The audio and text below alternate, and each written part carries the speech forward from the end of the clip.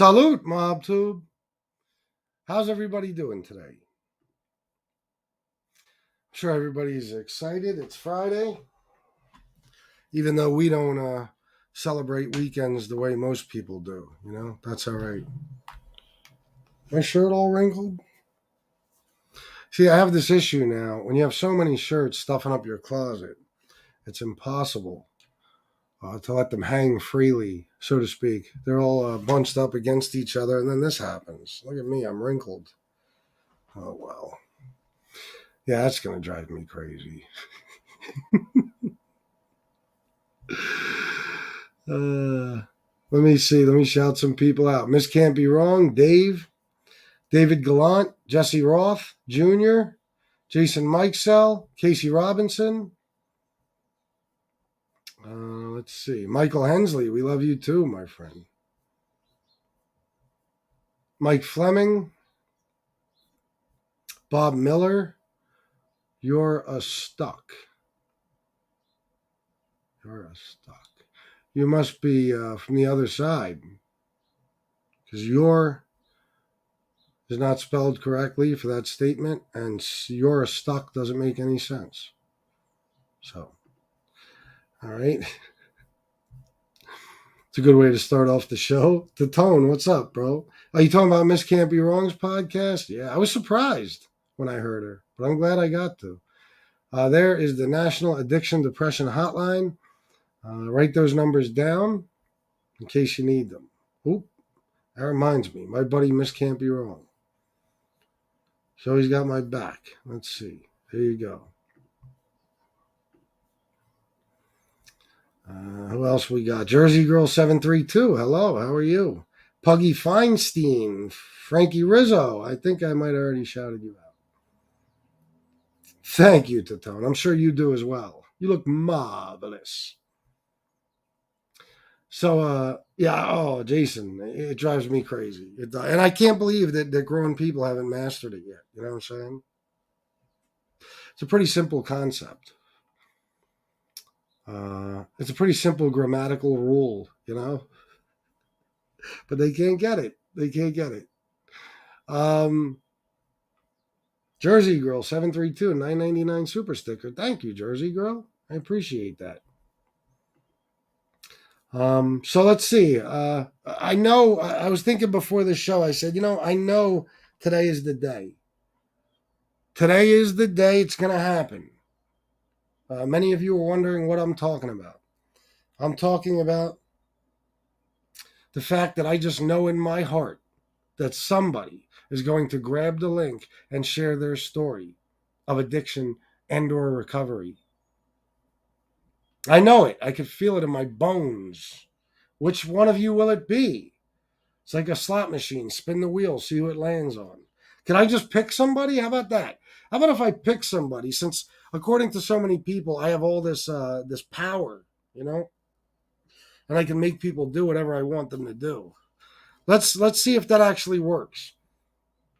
I'm going to go up and down in the chat. I'm going to go real fast. I'm going to go up. I'm going to go down. I'm going to go up. I'm going to go down. I'm going to go. And then I'm just going to land on somebody and see. Hold on. I think you asked that before, Besmir. I think it was created to destroy African American culture everywhere. That's what I think. It's done a phenomenal job at doing that, unfortunately. So let's see. I'm going to pick a name. Let's see if it works. Who did I land on? Frankie Rizzo. Frankie Rizzo, you going to come on and share? Come on, buddy. I'm not putting anybody on the spot. You don't have to if you don't want to. But it would be fantastic if that happens today. Look at you. Jersey Girl 732 $9.99 again. Thank you. Have a quick question. If I may, off topic. I got an email that someone bought a membership in a chat I no longer go to. How does that work? Oh, bought you a membership in a chat you no longer go to. How does that work? It's odd to me. Well, this is how it goes, Jersey Girl. They didn't buy it for you deliberately. When people gift memberships, YouTube allots them. YouTube allots. YouTube allocates them, I guess you should say, I should say, to people who are most active on that channel. That's why sometimes some of my enemies wind up with memberships that people in the chat have gifted, because so many of my enemies are so highly involved in my channel. It goes by how many times you hit the like, how many times you comment, all that stuff, your engagement in the channel. So they probably they probably gifted memberships, and somebody, like I said, it was random, and you just wound up with one. So if I was you, I would just ignore it. Just don't, you know what I mean? If you don't go into that chat, it doesn't matter if you have one. In a month, it'll run out. It'll expire.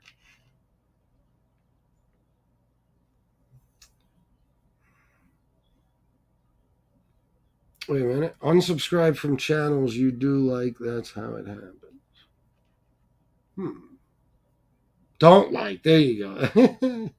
You don't like. Yeah, there you go. That's a good idea. Oh, you did? Yeah, I don't know. Just ignore it. Yeah, just ignore it. I probably have one or two I need to cancel, actually. No, I don't think I do. I don't think I do, because somebody whose channel I had a membership to got demonetized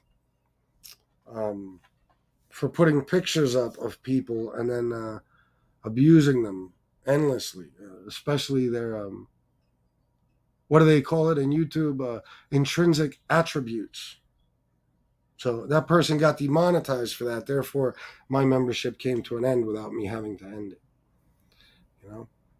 So that worked out. I think I have memberships to Gunsmoke, JC, and that might be it. Frankie Rizzo said, nope. Should I spin the wheel again and see what I could do? Let's see. That ended up on Jersey Girl that time. Let me try again. Dave. How about Dave? Let's see. I'm just throwing it out there, throwing out the offer, spinning the wheel, seeing what happens. If you guys don't want to do it, I understand. I'm not mad at you. No pressure whatsoever. But boy, would I love if somebody would come on and share. If they don't, though, it's okay. It's okay. I will,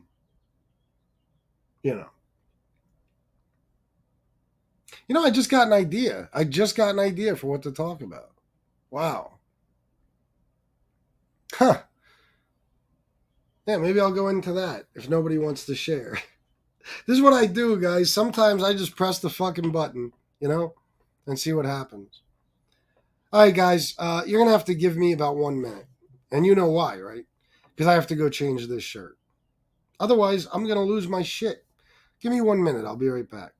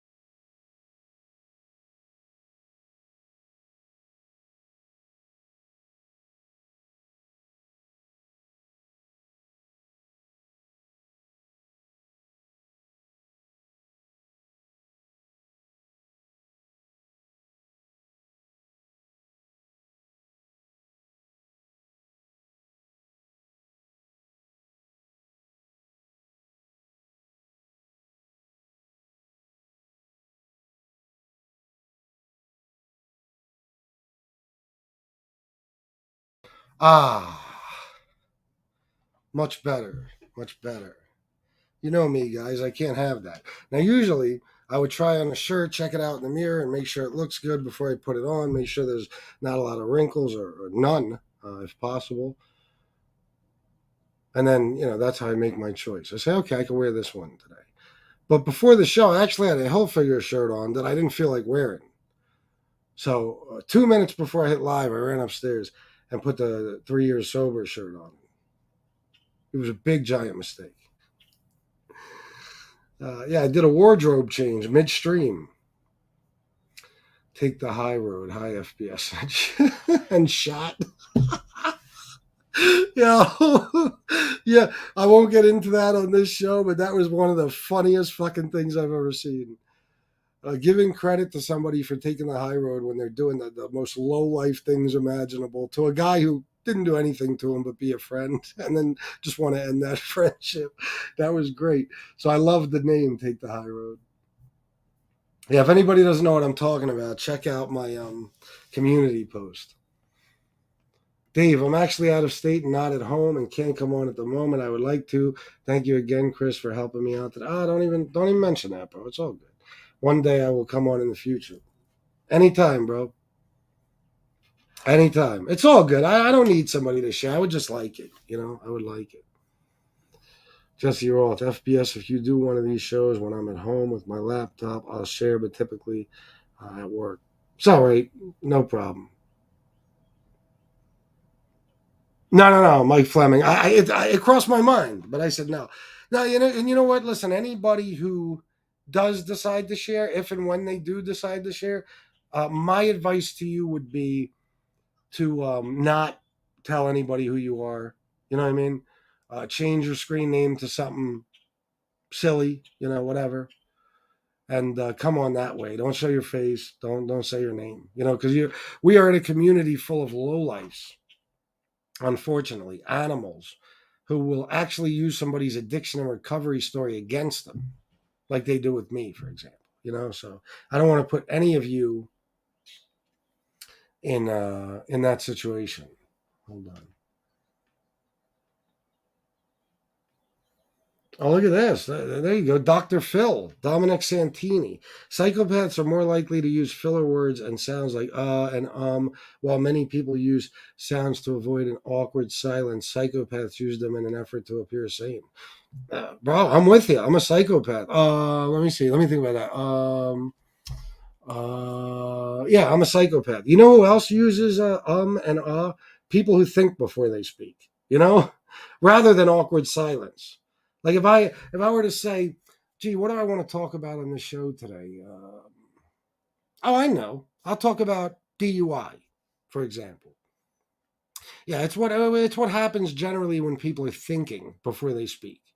Which Dominic, I'm quite sure you are not a person who does that, and most creators on here do not. They do not think before they speak. They act on emotion, like women. Excuse me, I'm sorry, bitches, and they go from there. But that's enough of that. Enough of the negativity. Let's talk addiction and recovery. FBS, what's your most nostalgic year when you had the best time ever? Oh man, wow. Oh shit, that's a good fucking question. Let me think.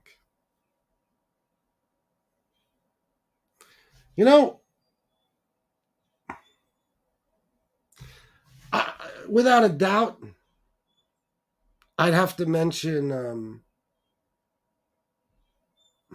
every year that I spent with my daughter would come first, especially certain specific years where we were, took certain trips together, did things like that. So we did more stuff together, just me and her, things like that. I would say for sure. Other than that, you ain't gonna believe this. Yeah, young Lee Cole. I know. It's really a shame.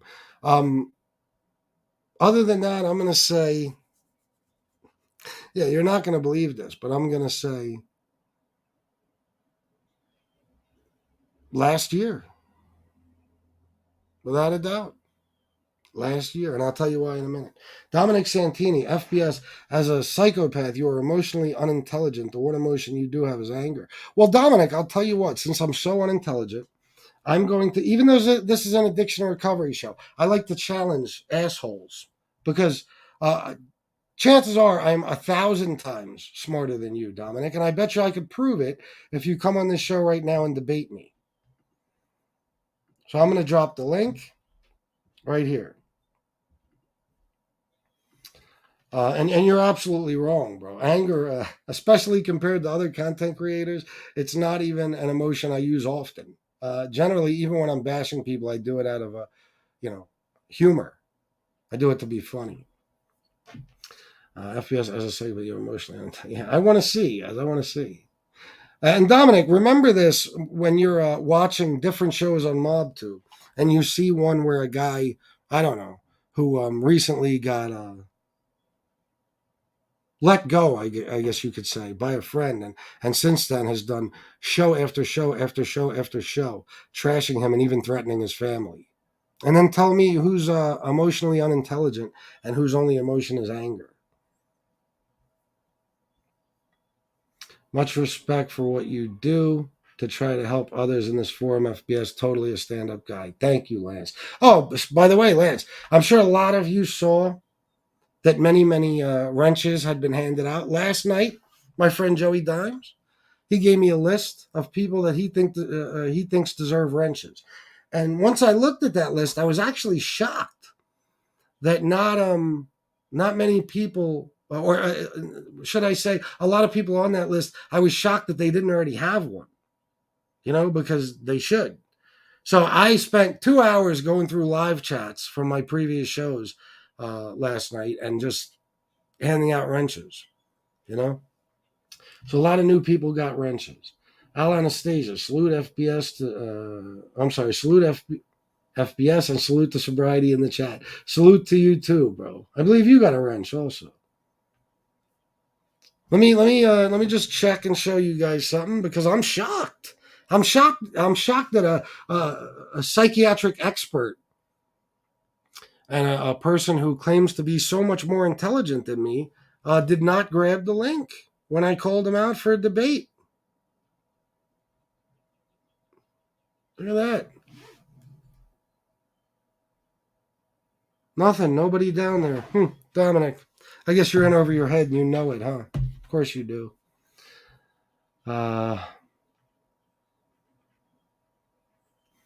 IFBS, ICAB only add life goes much more. Did you mean I can only add life goes much smoother with a clear mind, just my life experience?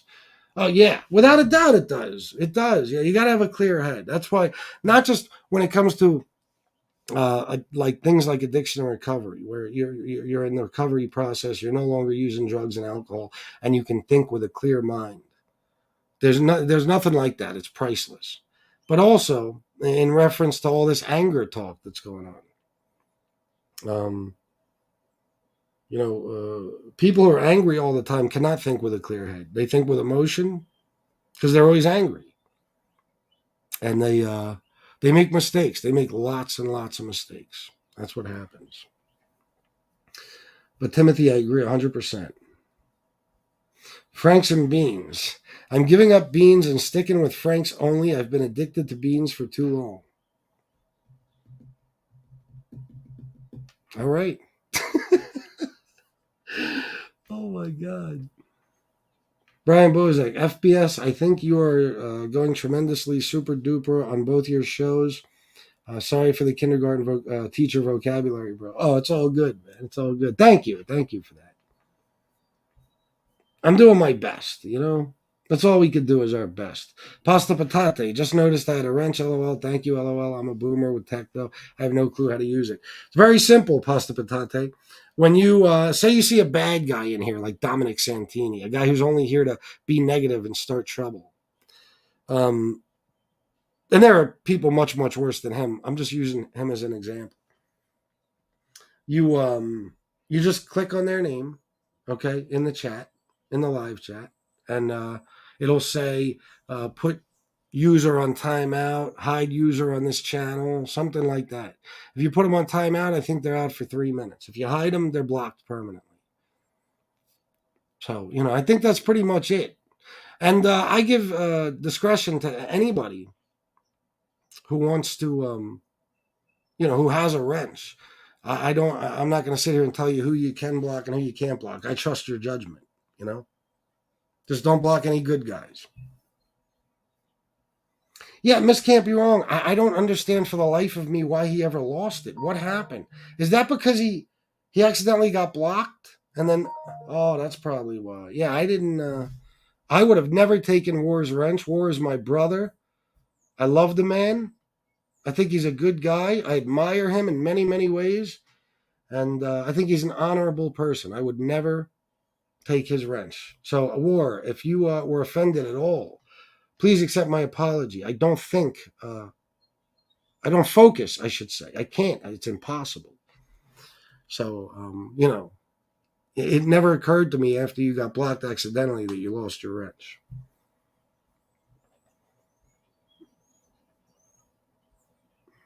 I used to have a wrench, but I had to go away from YouTube for a few months. Well, you have it back now, right, Joey? I gave it to you last night, I think. Oh, no. You already had it, didn't you? I don't know. Fill me in. Casey Robinson, $10 for the importance of keeping these streams going. Thank you, Casey. And I know that eventually we will start talking about addiction and recovery on this stream. I know it. Okay, Bruno, gotcha. New beginnings with Shanna. Christopher and MobTube Familia love Shanna. Yeah, that's my beautiful wife, of course. She is sitting in the living room, I believe, watching TV. Good to see you here, baby. NYC Crime Spot. Try SpaghettiOs and with Frank's Yamomo. Try SpaghettiOs with Frank's Yamomo. Lance 33. Thank you very much for the hardware and the trust, bro. No problem. I'd like to see people like Dominic come on here and just off the top of his head keep hundreds of people. And right now we only got 100. You know what I'm saying? This is what I do on my other shows too. Generally, I come on without a topic. And even if I do, I don't talk about that specific topic the whole time. Not always. I'd love to see some of these people who critique me with the uhs and ums and all the different shit I do, my little quirks. I'd love to see you guys come on here. Any one of you. I'll turn the show over to Dominic Santini right now. I want to see how many people stick around to hear whatever astonishing entertainment you have in store for us. I can't even imagine how charismatic somebody like you must be. So why don't you try to do what I do before you critique me at doing something that I am pretty fucking good at? But no, of course not. These are people that, they critique musicians and shit, knowing they don't know how to play the instrument the person who they're critiquing plays. Stuff like that. They're critiquing rich people for their spending habits, maybe, when they've never been rich and don't know what they would do if they actually had that type of money. There's a lot of people that watch from the outside and think that they have some knowledge as to what the people they're watching actually do or have to do. But again, Dominic didn't show up, so guess you're not smarter than me, huh, bro? Paulie Walnuts, $49.99. Salute, brother. All the money I have ever sent is well deserved. Thank you, Paulie, and you've sent a fuck ton. And thank you for this. When I do these shows, I don't even expect donations. I don't ask for them, but I'm not a millionaire. I can't afford to turn them down. So thank you, guys. Yeah, it's easy to identify a scumbag troll. Exactly. No doubt, Al. Yep, you've been made. War's a great dude. Yeah, I speak to him in private, and he's a good guy. Yeah, the tone. Jersey Girl 732 $4.99. Thank you all for your help in supporting the channel. It's truly appreciated. Yes, it is. Jersey Girl is correct. Thank you, Jersey Girl. Look at all you do for me. By the way, I made you a managing moderator, right? Did I do that the other day or did I do that last night? There goes my fucking memory again. I think I did it the other day, right? Mikhail 1, what's up, bro? Let me see something here.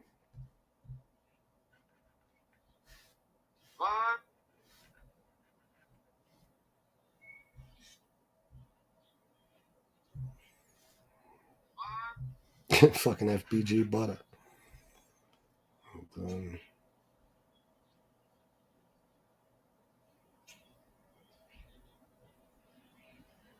Okay, just making sure of something.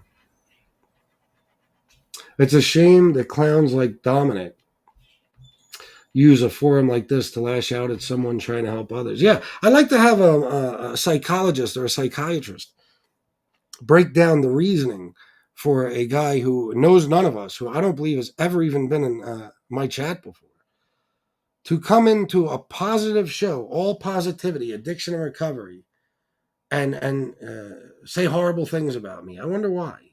Wonder why. There must be, maybe he's a psychopath, you know? Dominic, this is what happens, bro. You come in here, you drop a stupid comment, never expecting for some reason, even though I do it all the time, that I would drop the link, and you're too much of a pussy to show up, and then the rest of us will ridicule you till the end of time. So how'd that work out for you?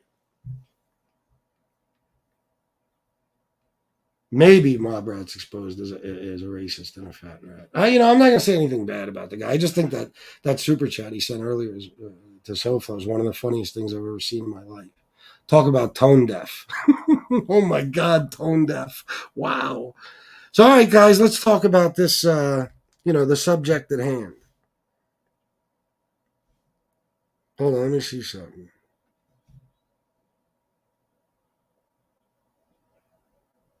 Oh, Mustache Pete is texting me about something.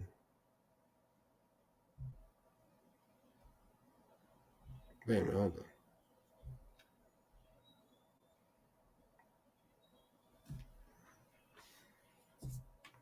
on. Okay, I'll get back to you, common sense. I don't really have time to. But yeah, I think I know what you're talking about. And none of this is surprising. Lance 33, ashamed to see trolls bringing a negative mojo into this place where help, acceptance, and encouragement is the focus. Yeah, yeah, and let's start out like that. Very good, David Gallant. Thank you for asking. I hope you and yours are well as well.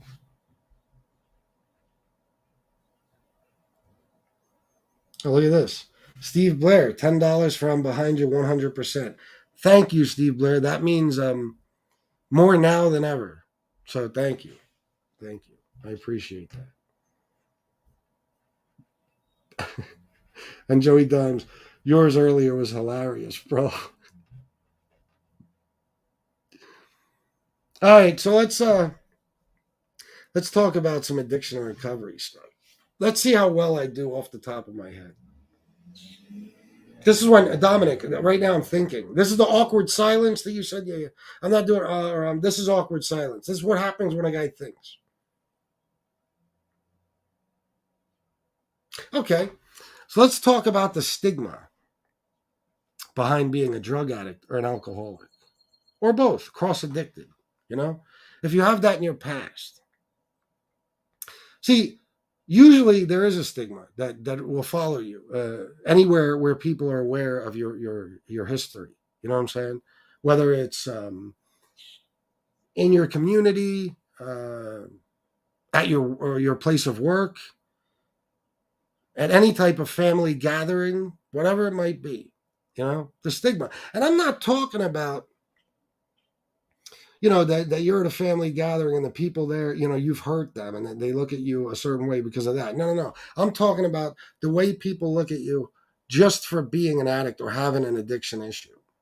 I would also like to talk about how that only applies generally to drug addicts. You ever notice that damn near anywhere in society, at least in American society, if you are an alcoholic, unless you're a super severe alcoholic who is actually, hurting the people in your life, you could be somebody that drinks around the clock.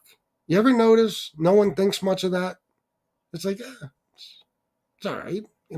I told you a story once about how um, a drug and alcohol counselor told me that one time, I can't remember if it was a guy or girl. I had several, the counselor. But one time they had uh, uh, two parents bring in a child, okay? And they brought in this child and they said he needs help. We're terrified. We think he has a drug addiction. So the counselors started having one-on-one sessions with the kid. I think the kid was in his early teens, something like that. I don't remember the exact story. And finally, when the counselor was ready to speak to the parents about what him and the child had spoken about. Sorry. They told the parents, I do have bad news. Your son is an alcoholic. And the parents were relieved. They were relieved. They said, oh my God, this is exactly the reaction the drug and alcohol counselor told me they had. They basically both said, oh, thank God, we thought he was on drugs. Now, 2 days ago, we talked a lot about alcoholism on the show and how I believe it's the most dangerous drug in the world. Well, as a matter of fact, I know it is. There's look at the statistics. There's no argument there. It is. But that goes to show you how being an alcoholic is so much more accepting. Or, I'm sorry, acceptable. So much more acceptable. People just don't look at it the same as if you're on drugs. So my point that I'm getting to is there's not that same stigma. There really generally isn't. Unless you're an alcoholic who's, like if you watch Intervention, you see the way some of these guys are, the way I was, for example. I was a destructive alcoholic. I wasn't somebody who just drank and never bothered anybody. You know what I'm saying? So unless you're somebody like that, they're okay with you drinking 24 hours a day, even if they see you go through withdrawal when you don't have a drink. That's all right. He's only drinking. I remember when I was going through severe withdrawal and I needed help from people, and you know what their answer would be? Just don't drink anymore. You don't need a drink. You just want one. So they don't understand alcoholism. But I only brought that up because I'm talking about the stigma of addiction that comes with it. Generally, if you were to go to a job interview, for example, and they were to say, why do you have a gap in your work history? Something like that. And you were to say, well, listen, I was severely addicted to drugs and I am now clean and sober. Most likely, they're going to look down upon that and they're going to think twice about hiring you. Now, I will say it could be the reverse. About a year ago, I got a little job. I needed it for a while. Things were slow. And then when I applied, the manager or the supervisor, of the plant asked me a specific question. And I was trying to think in my head as quickly as possible the best way to answer this. And you know me, I believe in being honest. I don't believe that lying gets you anywhere. It just doesn't. You know what I mean? Be honest. Yeah, now, self-preservation, you got to do what you got to do. But whatever the question was, he asked me, I said, well, I will tell you that, I did have a drug and alcohol issue, but now I'm clean and sober. I think at the time it was 2.5 years to 3, something like that. And, they were like, wow, that's commendable. That's commendable. And they had many candidates for this job, and they wound up picking me. So not always, but I'm talking about the majority of the time. And that's why people would be afraid, even though it's somewhat commendable to have gotten yourself off of drugs, to have pulled yourself out of rock bottom and changed your life. It's actually a commendable thing, but people will always look down on it because there is that stigma,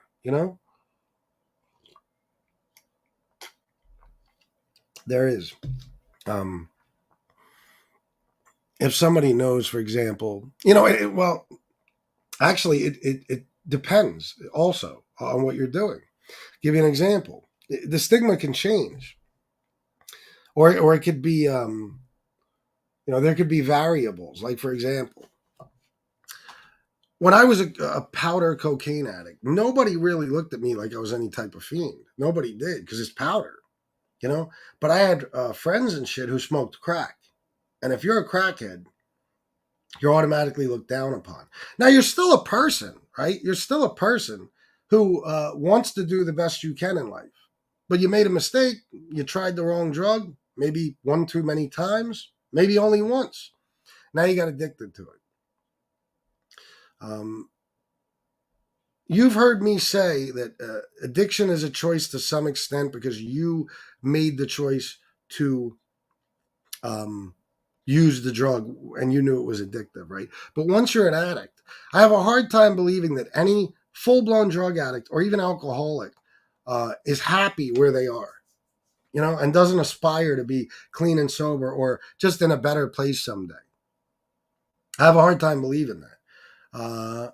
Somebody told me once, everybody is trying their best. Everybody, even the people who ain't doing shit, they're trying their best. Now, I don't know if that's true. Maybe it is. Maybe it isn't. Maybe some people, you might see a motherfucker like Johnny Mac, who does nothing for himself or his family. But maybe he's trying his best because in his weak mind or whatever it may be. Sorry, I had to throw one in there. That's that's the best he could do. He's just not functioning enough, or he doesn't have that the willpower, whatever it may be, to do better. I don't know, but sorry, I had to throw that in there just as a joke. But you know what I'm saying? Like, say you looked at somebody, in all seriousness, who doesn't have a job, and they sleep all goddamn day, and they're living with their parents, something like that, and they can't get their shit together.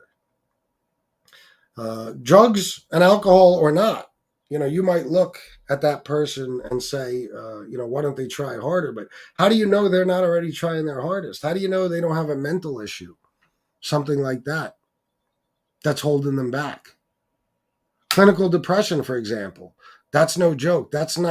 Clinical depression is not, oh, I'm sad over something, why don't I just snap out of it or get over it? No, clinical depression is something that happens to your brain that you are not in control of.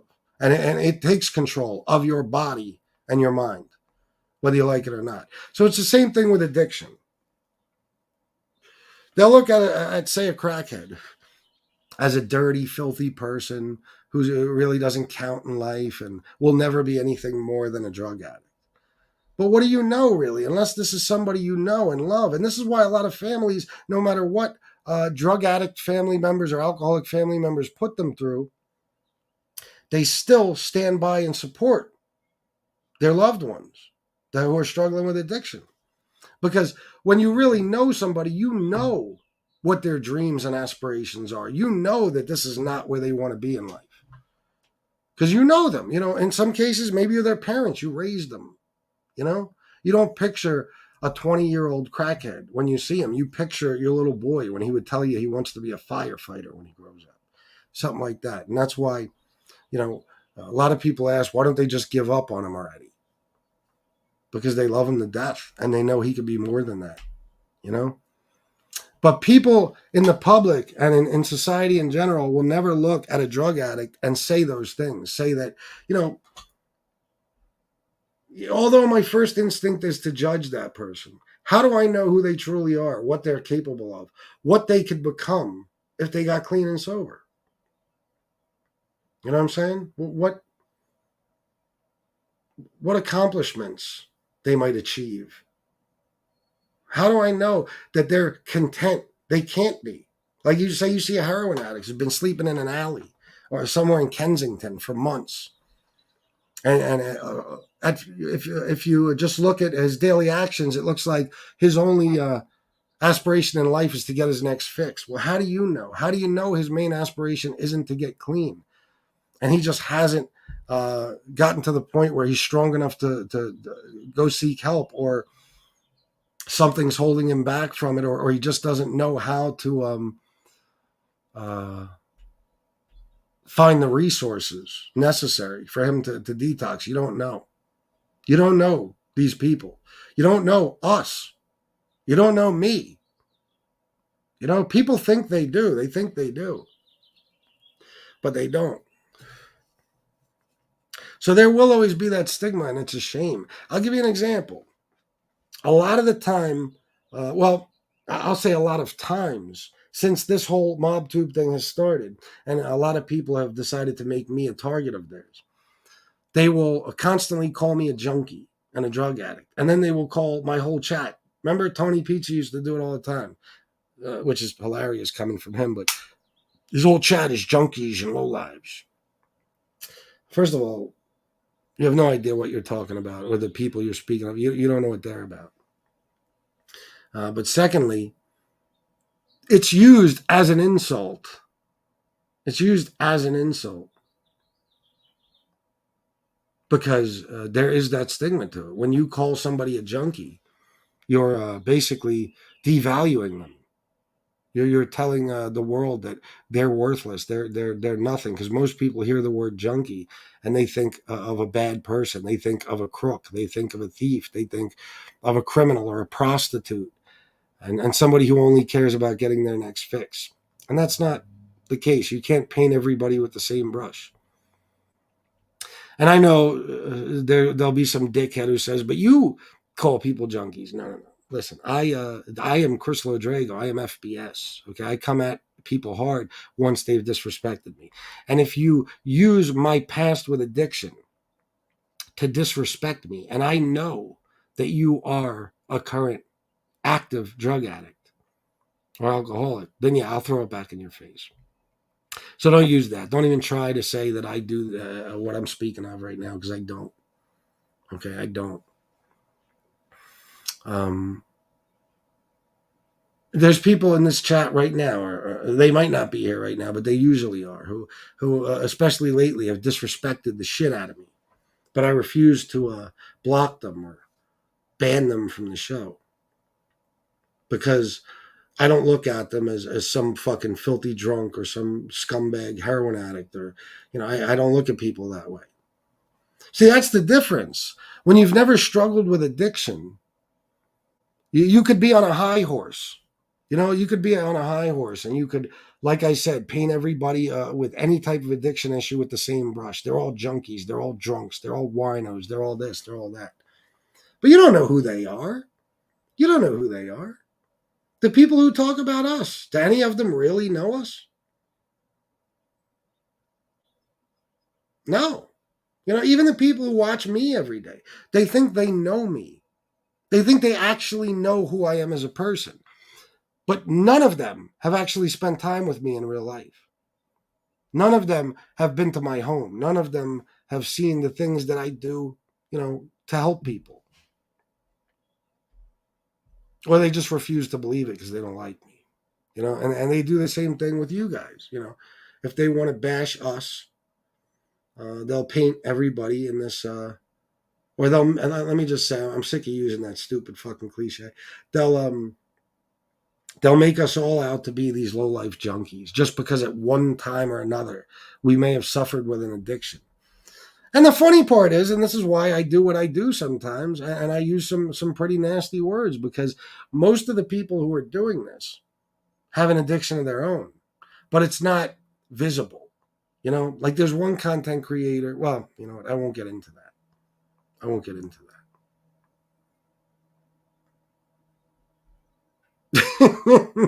You don't know how bad I want. But many people who throw those words at you, they're suffering themselves. They're suffering themselves, but it's not visible because it's a pill addiction, or maybe somehow they hide it. Like you could have a fucking powder cocaine addiction, and nobody will ever know unless you tell them, or they see you using the drug. There's just the signs aren't there.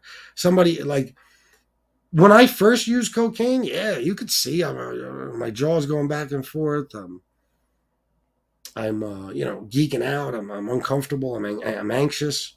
You could tell. My eyes might be wide open, like I just saw a ghost. But once you've been addicted for a long time, it doesn't affect you that way. I was on cocaine. I was to the point where I could sleep after doing a couple of lines. I could eat a big meal after doing a couple of lines. I would wake up in the morning and do a couple of lines. I'd go to work and I would snort cocaine throughout the entire fucking shift. And nobody knew unless I told them. Because it's just not there. Somebody told me once, that's the dangerous part of pill addiction, whether it's benzos, opiates, or whatever. It's not like alcohol, where they could smell it on your breath, or they could hear you slurring your words, or they could see you stumbling around. Pill addiction, you just pop a pill. You could do it anywhere. Right? People aren't looking. You could do it in public. If nobody's looking, pop a pill. Go in a bathroom, pop a pill. At home with your family. There's a million different places. Hey, I'm going outside to smoke a cigarette. take a couple pills. It's an invisible addiction. It really is, which I think makes pill addiction so incredibly dangerous. I can't say the same about heroin. Heroin's another addiction. And I could be wrong. There may be a point you get to with heroin where you don't show signs of it anymore. You're not affected the same way. I don't think there is, because I've known many, many heroin addicts, and I've never seen one, because they always have something. Like even a friend of mine named Sean, who I worked with at that cookie place, right? This dude would shoot a bundle every night before work. And to see him work and speak to him, you'd have no fucking idea. You'd have no idea, but he'd be bleeding from his neck. No lie. Because he ran out of veins, so he'd shoot up in his neck. Or he'd be scratching himself raw. Things like that, and you can tell.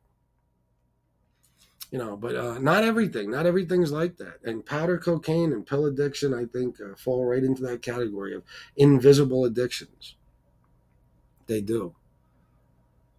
I don't know. I'm not even sure how I got on that, but I guess because of the stigma thing. Yeah. It's like I say a lot about myself and the way people judge me. Everything's about sight and sound. People look at you and hear you speak, and they paint their own picture of you in their mind, and they've already decided what category you fall into, or what you're capable of, or who you might be in real life, or who you may have spent your life around, things like that. And then quite often they're wrong. They're completely and totally wrong. But that's what happens when you judge a book by its cover, literally. And that's exactly what happens with addiction. With addiction, if somebody can see you visibly high, or blackout drunk, or something like that, then their first thought and their first opinion is that you're some low-life drug addict, and they'll forever paint you as that. They'll forever see you that way, and they'll hold it against you. People hold it against you forever. Or even if you do have one of those invisible addictions, like I like to call them. If somebody knows, if the people in your community, for example, let's just say you're a guy in your community, say you're in a small city, a small town, and you've been a drug addict for a long time, and everybody knows that. Everybody knows that. Because it's a small town. Everyone knows everyone, right? But then you clean up. Now, during your addiction, you probably did some fucked up shit to maintain your addiction. You probably stole. You probably lied, cheated, maybe, whatever, to get money to get a fix. So now you get clean and sober, right? Unfortunately, and I'm not saying every individual is like this, but most of society, they will never trust you ever. That you lost that permanently because of that stigma. They'll say, well, that people don't understand that the junkie they're looking at, the so-called junkie or the drunk that they're looking at, they're not seeing the real person. They're seeing a person who's under the influence all the time. So, you never even got to see this person unless you knew him, see who this person really is, unless you knew him at some point when he was clean and sober. So once they know you to be a drug addict, and if that's all they know you for, you could get clean and be clean and sober 20 years. And people aren't going to trust you. They're not going to believe in you. They're not going to want to give you a job. They're not going to, in some cases, want to be your friend, invite you to their home. They're not going to trust you along with their belongings, things like that. Maybe they don't even want you around their kids. And it is a shame. It really is a shame, because just like I am a completely different person clean and sober than I am when I'm using, and most of you are as well, I think damn near everyone is, it doesn't matter. It doesn't matter, because that will always be held over your head. And we see it here every day. It doesn't matter how long I'm clean and sober. If you don't like me, I'm a junkie. If you want to insult me or try to discredit me, oh, he's still using. Look at him. Now, if I was never a drug addict or alcoholic, would they be saying, oh, look at him, he's using? When he shows no signs of that? Of course not. But see, once you were at that place in life where you were an addict, an alcoholic, or both, till the end of time, when people want to insult you or discredit you or use something against you or just outcast you from a group or a workplace or whatever it may be, that's what they'll use. You know, it's kind of like, once you become a convicted felon, you're never seen the same in society ever again. Or if you were in the military, you got a dishonorable discharge, whatever it may be. You're never seen the same ever again. You're just not.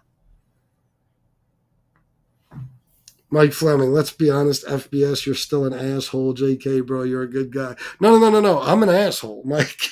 You're absolutely right. Thank you. But I'm also a good guy. I'm also a good guy. And, whatever people want to say on here to challenge that and say, no, you're not a good guy. Well, all you got to do is take a look at my life. And you guys know everything about, you don't know everything, of course. You don't know me in person, but you know how I pretty much conduct myself as far as my home and how I, show respect for my wife and do everything I can to be a good stepfather. And, treat my mother like gold, try to give her everything she wants and needs. So I'm a good son also. That's my goal. So, you could say I'm a bad guy all day, but tell me something bad I do. What do I go after bad people? That would make me a good guy, not a bad guy. And that's why I laugh when people are like, FBS is a lowlife. Tell me how. I want to know what makes me a lowlife. Because I don't do anything bad to anyone who doesn't have it coming. I don't. Let me read some comments.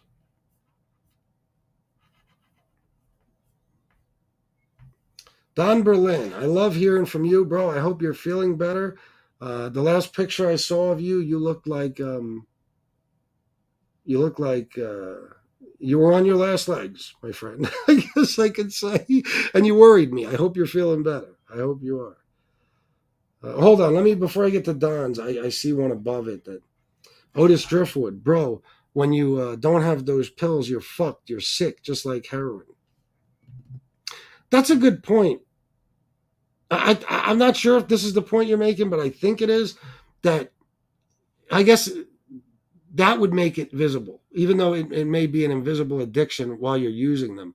Yeah, I mean, once you're dope sick all the fucking time, going through withdrawal, whether it be from pills or heroin itself. Yeah, I guess, yeah, good point, bro. Good point. But yeah, I'm sure, bro. Listen, I can't relate as far as opiates, but I can relate as far as benzos go. Now, the withdrawal is different. Benzo withdrawal will kill you, but I don't think it's as painful as opiate withdrawal. But I know that when I had been taking 4 or 5 milligrams of Ativan a day, and I don't have a prescription, and I can't find any more in the street, and I only got a day's worth left, I go into a full-blown panic. And if I don't get them, I would get very sick. Same thing with alcohol, bro. Oh, my God. I would fucking, I would get, on the weekend, I would try to get 2/5 at least. And I'm talking about specifically when I was underage. In other words, I couldn't buy alcohol myself. After that, once I was of age, is a little bit different. But I have experience as a teenage alcoholic. More than most people will ever have, even as a grown adult alcoholic. The withdrawal damn near killed me. I had to be put in a coma and all. You guys know the story. That's how bad it was. I would try to get somebody, get me a couple of fifths. That'll get me through the weekend. And if you're wondering why, back then, because in beautiful Pennsylvania here, the liquor stores are controlled by the state. Back then, liquor stores closed on Friday at 9. And they didn't open back up till Monday, like 10 a.m. And when you're a severe alcoholic and you drink liquor, beer ain't going to do a fucking thing for you. I told you, I would drink a case of beer in a day. It wouldn't even come close to making the withdrawals go away. I'm holding my 15th beer like this, and I'm fucking praying that this will be the one that finally gives me some comfort.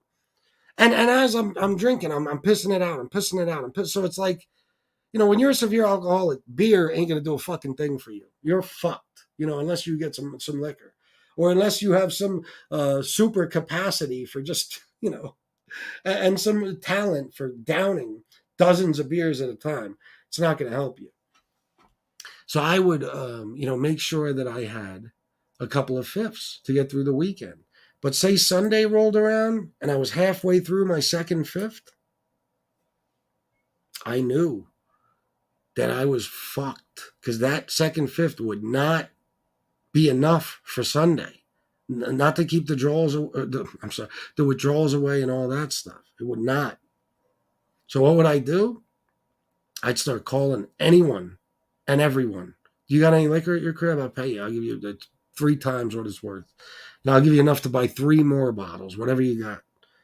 That's how bad it gets. It's just like being a drug addict, a fiend in the street. It's the same thing. I would call friends. I would talk to neighbors. You by any chance got any liquor in your house?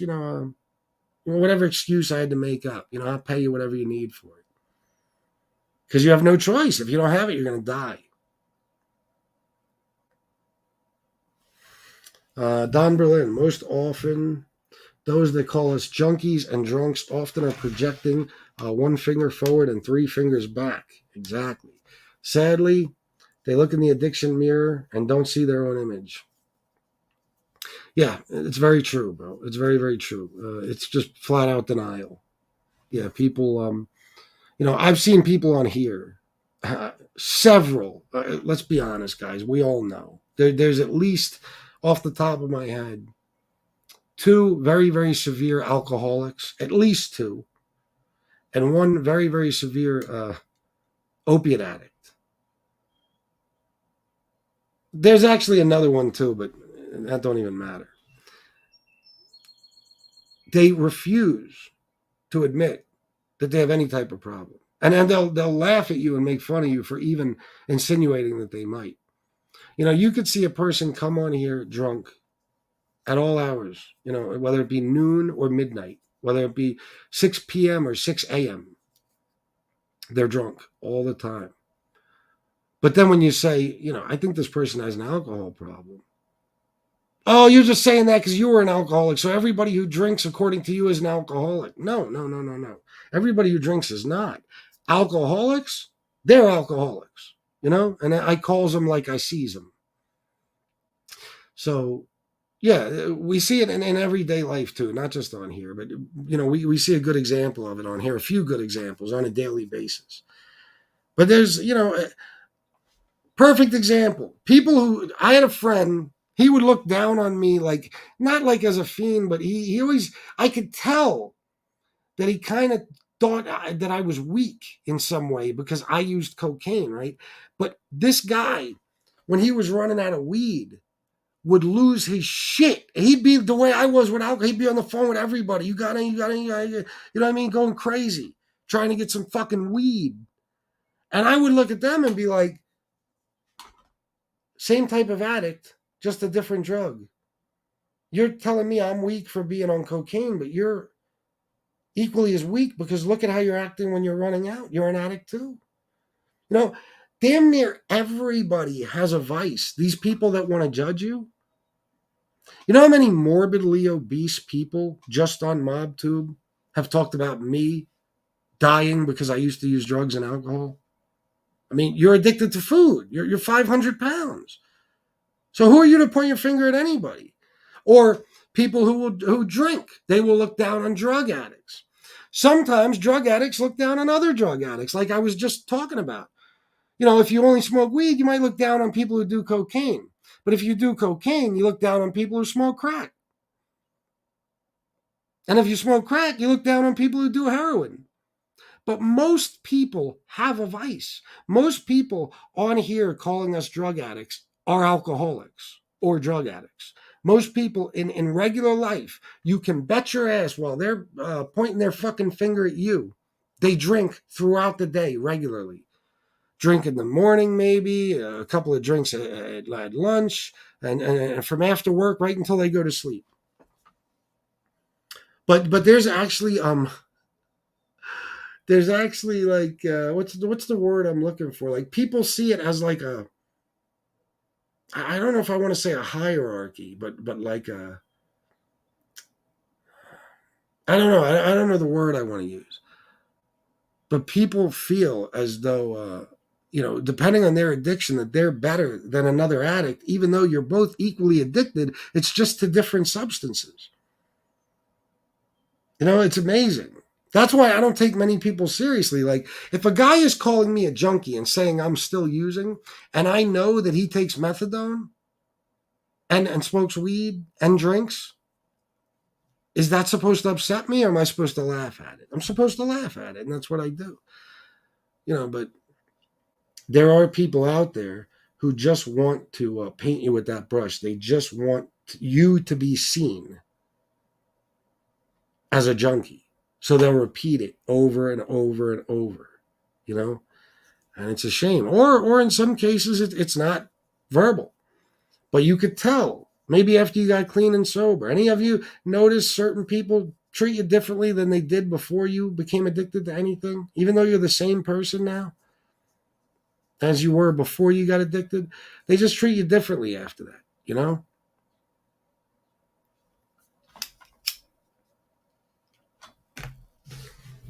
Codeine is crazy, man. You feel so relaxed and sleep. The only time I ever took codeine, well, maybe as a kid, maybe if I was, I don't know, what happened back then, but as an adult, in 2016, was it 16? 17, maybe. Shit, it might have been 2018. Not important. But it was, while I was working at the company, Syncreon, building the Harleys and shit. I was on the handlebar line. And somebody got real sick. And then the next person got real sick. And the next person. And it might have been 12 of us on that line. Well, not just on the line, but around quality control, in that little section, I guess you could say.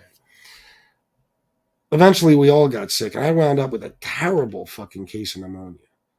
Terrible case of pneumonia. And I mean, I don't know if I was ever that fucking sick. That COVID I had a couple months ago, compared to that, oh my, nothing. Like, that pneumonia was fucking terrible. But they gave me, I think it was codeine. I'm going to tell you, whether you believe me or not, this is exactly what happened. So the one night, I was mildly sick. And then one night, it was the sickest I had ever been. I said, I got to go somewhere now. So I wound up taking myself to this clinic, this 24-hour clinic. And I saw this nurse practitioner. So this is why I'm asking you guys if this was codeine. I think it was. I don't remember what it said in the fucking bottle, but it was a black guy, okay, who was probably early 30s. Okay, and you could tell, he was probably in his younger years, an inner city guy who just made something of himself, and but he understood hip hop culture and shit, and he checked me out and he said, you have pneumonia without a doubt, and he prescribed me something, and he said, you ever heard of lean? I swear to God, this is what he said. He said, have you ever heard of lean? And I said, of course, bro, of course. He said, this is one half of that. And he handed me the prescription. I don't know why the fuck he told me that.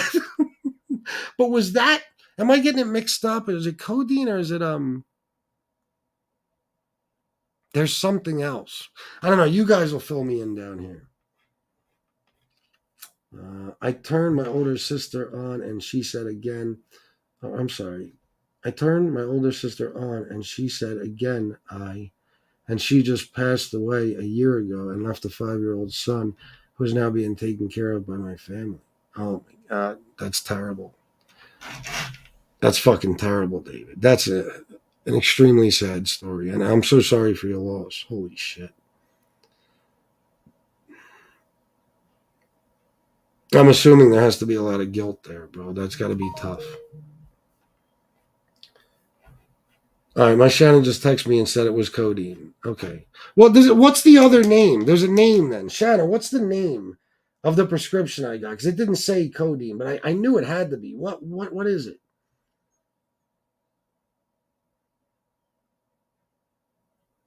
Somebody knows what it is. I can do a shot of Coke and then go right to bed. Crazy, isn't it? Oh, bro. I remember the first time I did it. And it was after a certain tragedy in my life took place, and it was maybe the night after and the night after that. It was the first time I had ever done cocaine without alcohol. It was just like, that's when I finally got to the point after that whole thing that, okay, now I can just do cocaine. I don't even need to drink anymore. I like to, but I don't need to. I did 2 enormous lines because I think I was also half suicidal at the time. 2 enormous lines off my dresser, cleaned my shit up, stashed it, and went to sleep and slept like a fucking baby. Amazing. And I was like, wow, this shit just doesn't affect me anymore.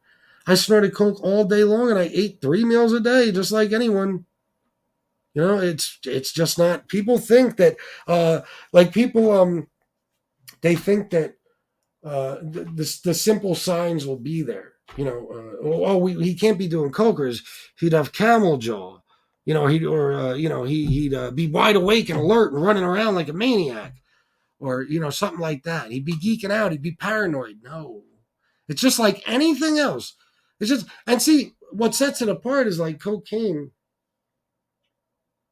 No, it was called something, baby. It was called something. Maybe it wasn't codeine. I don't know. So anyway, what was I saying? Oh, fuck me now.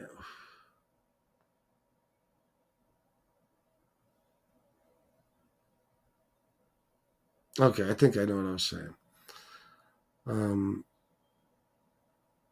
No, I totally lost my train of thought. Fuck it. I got a text and forgot what I was saying.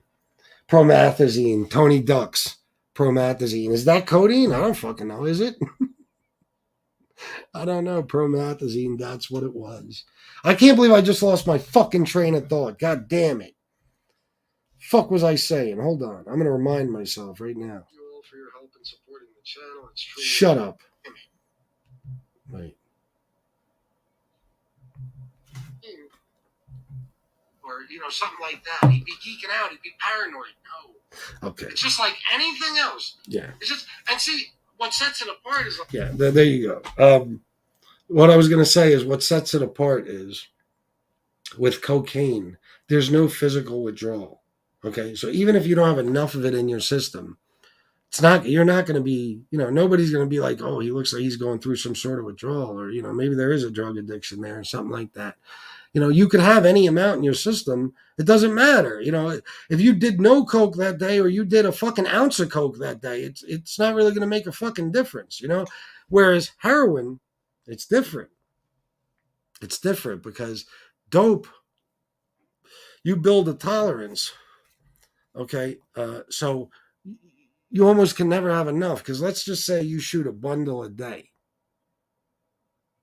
That's actually probably pretty low for a lot of severe addicts. But let's just say you shoot a bundle a day.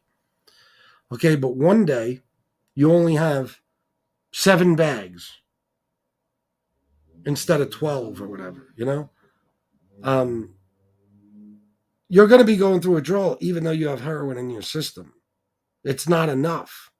And even the bundle a day, that's only going to last so long, and that bundle is not going to do anything for you. You'll start going through withdrawal while you're taking the same amount you've been taking. Now you need maybe 2 bundles, maybe 17, 18 bags, whatever it may be. It's different. It's a different thing. Wise Guy TV, Mafia History and True Crime. Did you change the name? I like that, bro. Salute FBS and chat at work, but listening. Wise Guy TV doesn't text me no more. He doesn't call me. He doesn't say what's up. Me and Wise Guy TV sat on the phone and talked about the Chinese balloon for 2 hours before they took it down. It's a bonding moment, Wise Guy TV. Would you just forget about me? I lost a lot of friends from heart attacks, which they were avid coke users for years. Knock on wood, because I don't want to be the first one. But I never lost anybody from cocaine.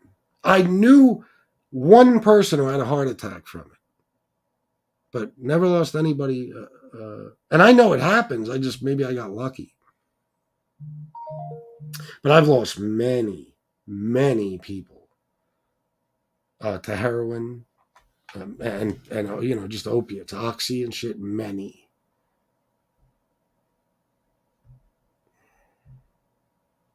Let me see something.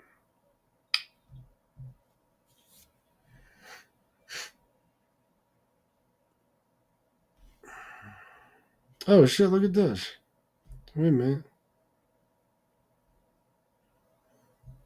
Oh, that's what's up.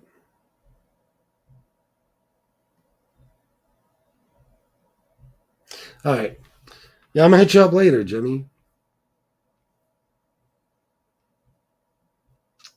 Indeed, some call RX addiction the clean addiction, but it's dirty when the pills run out and you progress to heroin to satisfy the horrible cravings and dope sickness. Very true, and it does usually turn out that way.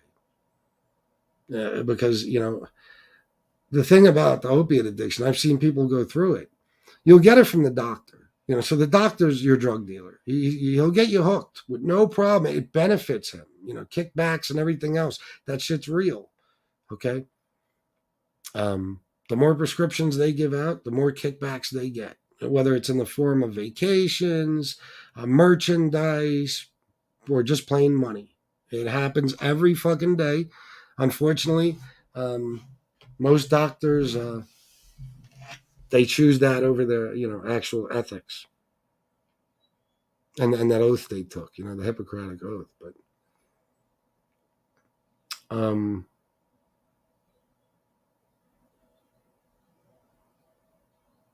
what was I gonna say? Oh yeah, so you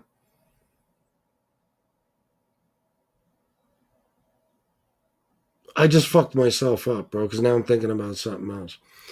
You you get hooked. The doctor will get you hooked. He'll even keep you on it for a while. He'll keep you on it for years sometimes. He'll keep giving you those scripts, those refills. But then there'll come a point where they'll say, okay, you're obviously addicted. We got to cut you off. And they'll just cut you off. Cold fucking turkey. Now what do you got to do? Now a prescription you might have been paying $4 for is going to cost you thousands to get that same amount of pills. So now you you might be paying $1 a milligram. Like I don't know what they go for now, but I know Oxy and shit. There was a small period of time where I sold Oxy, and it was only to people who basically I had friends that were suffering from opiate addiction, and I would hate to see them go through the pain. So I'd either get them some, or sometimes I'd give it to them, sometimes I'd sell it. But there was a short period of time where I was buying rock cassettes and reselling them. At that time, they were going $1 a milligram. So if you need, let's just say you need 480s a day. Now you need $320 a day. You're fucked. You know what I mean? How does anybody maintain that? I knew a couple. I told you they each needed 480s a day. And they lost everything. So what do many people do? Because they have no choice. They go to heroin. Or instead of paying, $80 for a pill, you could pay $10 for a bag. Pill addiction can get really expensive, so you can see it by how much money they spend or have. Good point. See, I don't think of some of these things. So yeah, I appreciate you guys correcting me. You're right. Absolutely. That would be a clear-cut sign. Yeah. If you're going through money like a Tony Pizza, then yeah. Let me get down here. Most celebrities do drugs and no one bats an eye. Regular people are the only people who get criticism for doing drugs. Oh, of course, man. Of course. Especially cocaine and shit and alcohol. Yeah, without a doubt.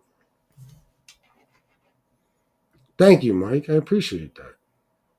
Don Berlin, my wife Kimberly, who treats veterans as well as active combatants, and the number one trail to the streets is either. Let me see if I read that right. My wife Kimberly, who treats veterans as well as active combatants, and the number one trail to the streets is either pain narcotics owing to injury or a combination with alcohol. Oh, I'm sure. Yeah, I'm sure. People come back injured, everything else. Yeah, it's sad.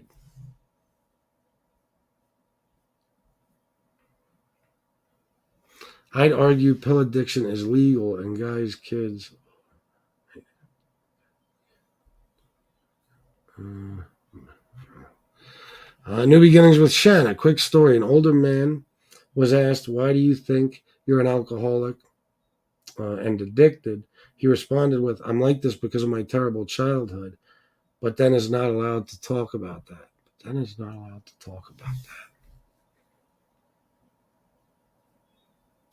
You lost me there, baby. I love you to death, but you lost me there. You are not a low-life FBS. Trust me, if you were, I wouldn't be a subscriber. Your character and the way you conduct yourself is the major reason why I'm a loyal subscriber. Thank you. And you'll never see me do the things these other people do. You'll never see me do low-life shit. You won't. That's why when I see people in the street with a cup begging for money, I will drop a 20 in their cup just because I know the struggle. Oh, bro, yeah, man. Yeah, it's a shame you don't want to do it because you know, you're enabling them in a way, but you also know how it feels, man, to be without it. How it feels. I mean, it's painful. One time I was coming out of my house on Boundary Avenue, right? This girl, fairly attractive girl. She's walking on the other side of the street. She sees me. I'm getting in my car, my beautiful pearl white Lincoln that the drug task force auctioned away. She comes running over to me, and I'm like, "What the fuck? What is this shit?" She looked like she was in trouble. I was like, "Is everything okay?" She said, "Yeah, listen, I need money. I need money. My baby is very, very sick at home, and I need money to pick up his prescription." Right now, again, maybe she was just looking at my face and not how I was dressed or the car I was getting into, but she must have thought she had to lie. And you know me, guys, I'm a debater. You can't bullshit me. I was like, wait a minute. Your baby is deathly ill, but he's at home and you're out here walking the streets looking for money? I said, how much do you need? I said, don't bullshit me, okay? How much you need? What do you need? A few bags? I forget what I gave her. I think I gave her 30, 40 bucks. No problem. But don't bullshit me. You don't have to do that. She was trying so hard. This went on for like 5-10 minutes where she's explaining how her child's sick and there's an emergency prescription waiting at Walgreens or some shit. And she's on foot. The closest Walgreens is probably fucking 10 miles away. She doesn't have a car. And then her baby, who's deathly ill, is at home. And I could see her arms, I could see her neck. I knew, she's scratch marks and fucking track marks and everything else. So I just gave her some money to get what she needed. Because, I know what alcohol withdrawal is like. I don't know what heroin withdrawal is like, but I could look in her eyes and see how desperate she was. I'm like that, by the way, just a quick side note. When it comes to like people asking for money on the street, generally I'll give anybody something, right? But if you lie to me, I will not. If you're honest with me, I'll give you money. If not, I ain't giving you shit. I'll tell you an example. I was when I DJ'd, my first spot I DJ'd at was a place called Cobblestones in New York City. It was right on George Street. Okay. And it was a huge sports bar, but they had a loft upstairs which was basically the nightclub, dance floor, all that. I used to park in a parking lot down the street. It's not a good neighborhood either. And I would have my turntables, my mixer and shit they were in a closet locked in Cobblestones. So all I'd have to do is take them out, set them up in the DJ booth. I was ready to go. But I would carry a bag that might have had, my headphones, some records, some CDs, a bunch of DJ shit, maybe some needles for the turntables, because they go out on you sometimes while you're DJing, and they're expensive too. I had a lot of shit in the bag, so I was always leery, when I get out of the car of who's going to run up on me or whatever. And this black dude comes over to me and he says, bro, listen, I just got out the county. He said, I just need $10 so I could get a little bag of weed and a 40. I think I gave him 20. I was like, gotcha, bro. Just be honest, you know? Not long after that, I was DJing in Harrisburg. A guy, I'm in DJing on Mars Lounge on a 2nd and South, right, in Harrisburg. It's 2 a.m., whatever. I'm leaving the place. It's cold as a motherfucker out, freezing. This guy comes over to me. Bro, listen, my car is out of gas. It's up the block. You know, my kids are freezing in there. I just need money for gas. If you could help me out. I said, no problem, bro. Hop in. We'll pick up the kids. I'll take you to the gas station. There's a gas station like 5-6 blocks away. I'll get you a big 10-gallon jug, whatever, and I'll fucking I'll fill it up for you. You know, and I'll take you back to your car. No, bro. I just need the money. You know, and I'm like, bro. So you're telling me your kids are freezing in that car? You're over here, and you're not even concerned about getting them that gas as quickly as possible, so you can put the heat on and get the fuck out of here. You know, so I was like, bro, I don't like being bullshitted. Leave me alone. And I drove off. Don't fucking lie to me. I hate that shit. Just tell me, bro, I need some money. Either I'm a bum, I don't have any, or I just want to get high. Just tell me. I'll give it to you. Oh, Jason, without a doubt, bro. And it's growing more and more. FPS, I can say you're a man of your word and just a good person all around. Thank you, Dave. Thank you. Yeah, if you don't have your word, what do you have? You know? Somebody who breaks their word, how can you trust them with anything? You know? How can you? You can't. We found that out again recently, you know? You can't. When a man breaks his word, especially about something very, very important, all credibility goes out the window. You know, all trust.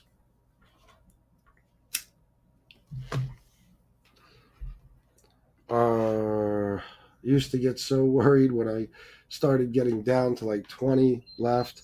Then I think it meant 10 left. You start to freak out because once they're gone, you're fucked. I'm sure, bro. Horrible alcohol. Oh my god, bro, it's the worst. I can't even describe it to you. Well, I can't say I wouldn't wish it on my worst enemy because I would. I would. I hate my enemies, but it's bad. It's fucking bad. It's a nightmare. It's something you never want to experience. There's everything. There's everything. It's not just physical pain. It's constant vomiting. It's pouring sweat. It's shivering like you're in a fucking like you're outside in 10 below weather. You know, um, it's the headaches. It's the fucking the tremors. It's the hallucinations. You know what I'm saying? It's everything. It's not just physical. It's mental. It's fucking. It's a nightmare.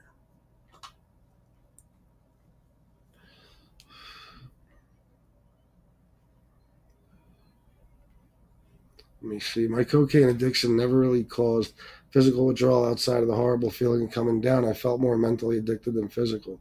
Yeah, there's nothing. You know, there's really not. It'll put you in a depression, stuff like that. Mentally, it'll fuck you up. But especially if you're just coming down, I mean, it'll make you suicidal. But once you get past that, the first day or so, it's just mental cravings. Mental cravings. Codeine withdrawal causes the worst depression ever, bro. You wish you never lived. Is that right? Wow, I didn't know that, bro. I don't know shit about codeine. That lean shit that I see these rappers drink and stuff, it's the most ignorant shit in the world to me. Well, I mean, who am I to talk because I had my own addictions, but you just see rapper after rapper drop off from that shit. And it's like, they still, it's like the cool thing to do. They promote it. Let's tell kids about it and everything else, stupid. Chad D, people can rag on this show all they want, but these shows help people and can even save a person's life. Thank you, Chad. Yes, they can, absolutely. And it certainly isn't just me, it's you guys. It's you guys. The support you guys show each other. I saw a comment from William Brooklyn earlier. Okay, matter of fact, and I know it doesn't matter, but I'm going to read it to you. I don't know what I did to this guy. I really don't. Like I said, though, I won't block him. And by the way, when I said about the people over there, if they're over there while a certain person is threatening my family and stuff, I don't want you back over here. I hope everybody understands that does not apply to these streams, addiction and recovery. I don't care what you do. If you need help and this helps you, you're welcome here. I don't give a fuck what you do. But let me see.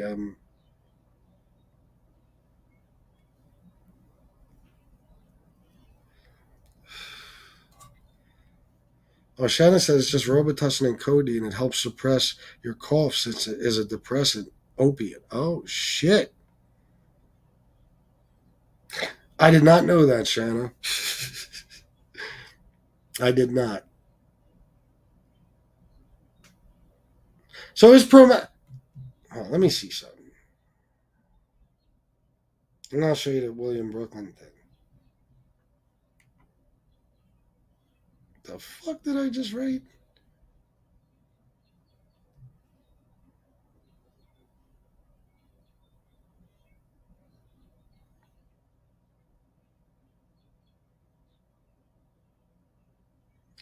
So promethazine is not codeine. Am I correct?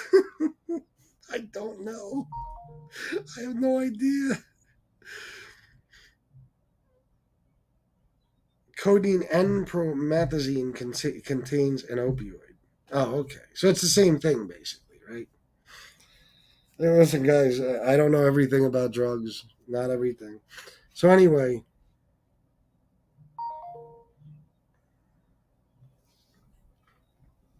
let me see where this is. Who sent it to me? I think it was Joey Dimes. I don't know. Maybe it was in my email. I want to read it to you word for word. That's the only reason I'm even bothering looking for it. Here you go. Here you go. I think it was this dude right here sent it to me. William Brooklyn. The fuck? The whole chat trashes me about having a drinking problem over here. People talking. Oh, the whole chat trashes me about having a drinking problem. Over here, people talking positive. Thank you. William, I don't know what to say to you, bro. That is complete and utter bullshit. You're a fucking liar, bro. You're a liar. That has never happened here. Not a single individual in this chat has ever bashed you for being an alcoholic. You betrayed us all. You're trashing us all. You're trashing me and the chat now. And we're still willing to welcome you here. Still. Where do you get the balls to say something like that, bro? People know me. I don't put up with bullshit from anyone. If somebody talks bad about me, I'm done. That's it. They're cut off, period. But even after everything you've said about me, I've said you're still welcome here, and so has the chat. And you're going to go over to SoFlo's show and lie and say that we trash you for being a drunk? Which, and by the way, anybody who believes that, you're a fucking moron, because why would we do that on a channel that's largely based on addiction and recovery?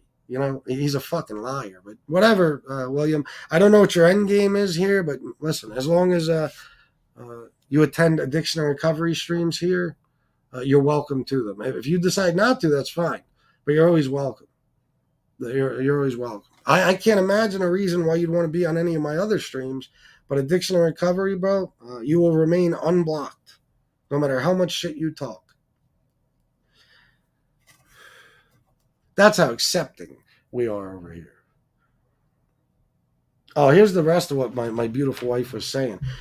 He was never allowed to work through his trauma, and most people aren't. You tell yourself you're okay, that the past traumas have no effect on your life now. That's only until you have the chance. I see what she's saying. My beautiful wife. I knew there was a second part to that. So it starts out, quick story. An older man was asked, why do you think you're an alcoholic and addicted? He responded with, I'm like this because of my terrible childhood, but then is not allowed to talk about that. And then she said he was never allowed to work through his trauma. And yeah, that's a shame. But it is true, though. Yeah, that's a shame. But very true. Yeah, very true. You have to be able to talk about the things that brought you to the place you're at. Like, that's another thing. I'm glad you brought that up, Shannon, because that's another thing with the stigma shit. Like, Everybody sees your addiction and they see you as an addict, but nobody ever takes the time to ask you what happened. What is it? Just happenstance? Did you just drink too many times or too often and became an alcoholic? Did you just try a certain drug too many times and you became a drug addict? Or are you self-medicating because of something that happened to you? See, people are quicker to judge. In our society, people are quicker to judge than they are to, what's the word I'm looking for? Understand. You know, they do couldn't care less about having some sort of understanding of why you are where you are. They're quicker to judge than they are to try to understand. They're quicker to judge than they are to try to help. And they automatically look at any type of addict and they think that it's by choice or they're a bad guy or they're just worthless. There's no value to their life and existence. But you don't know what brought a person. You don't know if an addict was molested his whole childhood. You don't know if an addict lost his wife and kids in a horrible accident and is self-medicating. You don't know anything. Even me, I haven't told you everything. I haven't told you everything. Some of my worst periods of addiction, I'd say 15 years of it. I've given you little clues, but I haven't told you what that trauma was in my life, what that tragedy was that brought me to that place. I can't. You don't know everything about anyone. And especially if you're just looking at somebody on the fucking street, you don't know that person's story. And it's amazing that people are still willing to judge. It's amazing, it really is. I'm going to tell you the truth. I have a true belief, and we see this on here. I mean, not to get sidetracked, but MobTube. Other than the people in the chats, let's just take content creators. And maybe even subscribers. Matter of fact, I'm going to say subscribers too. We all know what's bad and what's good. We all know right from wrong. So yes, we can say you're a bad person if we know you do bad things. Okay, you could say I'm a bad person, but you're not basing it on anything other than the fact you don't like me. If I see you cheering a guy on who's threatening to essay a 22-year-old, I can rightfully say you are a bad person. And it's not an opinion. It's a fact because you're okay with that. Stuff like that. Okay.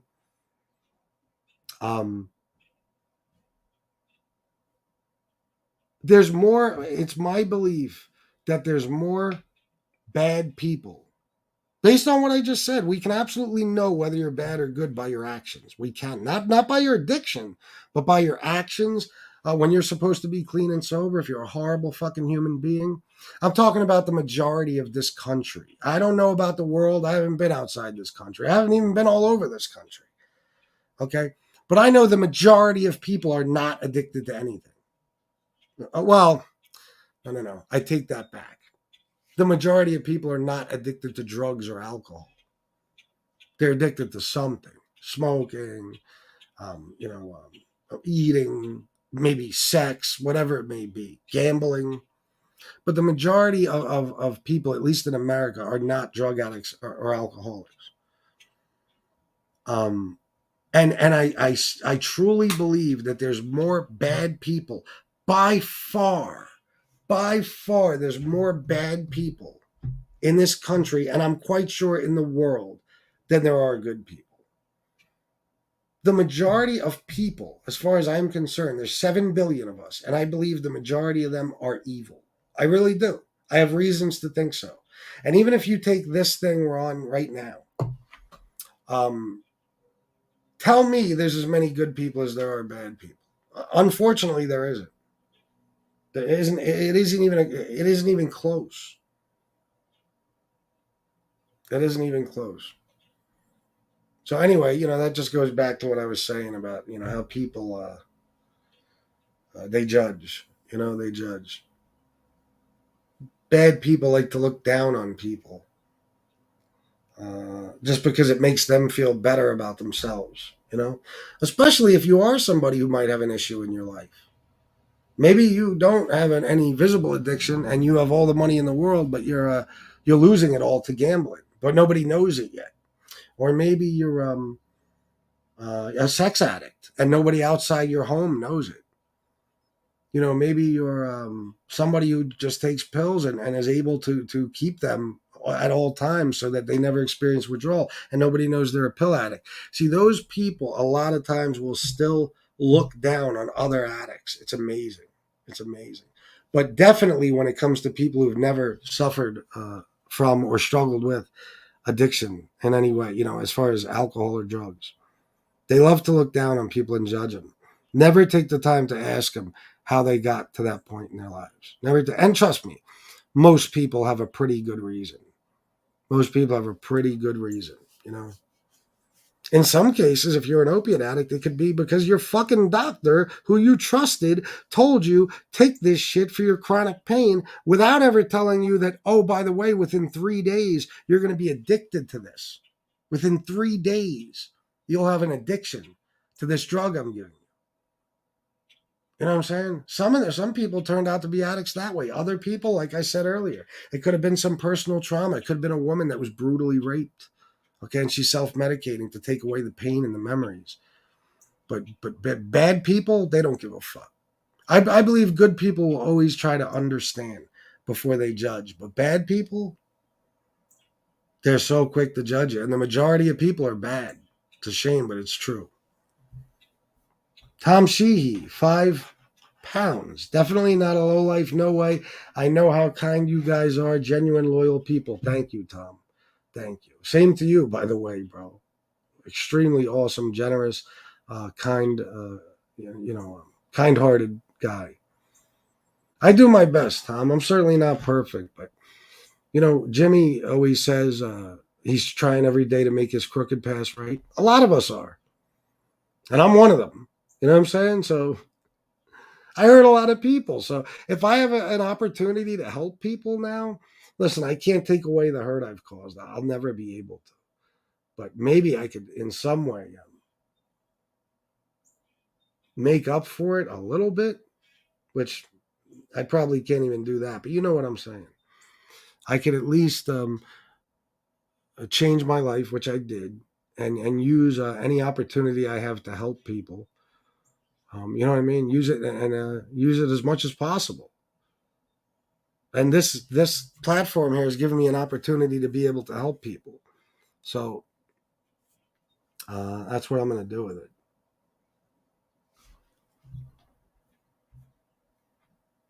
FBS, what's up with PA liquor laws? I remember coming back from a run, driving through there, and I got a room for the night. Wanted some beers and a shot. Couldn't find anywhere that sold wrong. Everything here, man, is you'll never find alcohol 24 hours a day here. It's never going to happen. Everything is until 2 a.m. And then the beer distributed, most beer, well, now it's different. Back when I was a severe alcoholic, the only way you were getting beer is from a beer distributor. Or there were some stores that that were they were just beer stores. That's all they fucking sold. But you could, or a bar, of course, but you couldn't walk into a convenience store like you can now and get alcohol. I mean, it used to be so fucking strict, and it's still pretty strict compared to most states.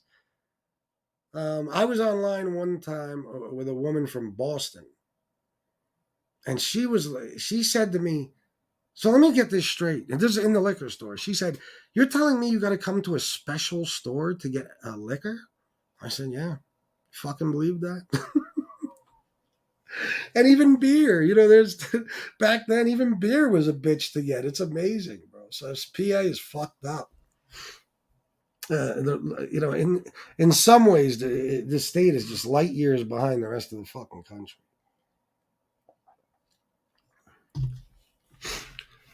To get it out and talk about it, then and only then do you realize how much the past actually affected you in your life. Very true.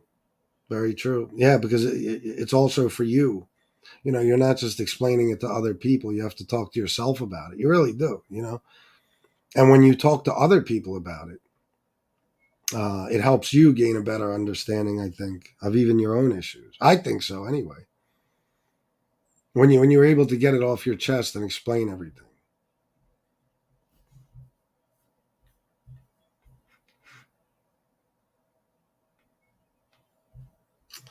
Live and let live. It eats people. It eats up people so much to see you succeed that calling you a low life makes them feel good about themselves. You are no low life. You are a success. Thank you, live and let live. That means a lot coming from you.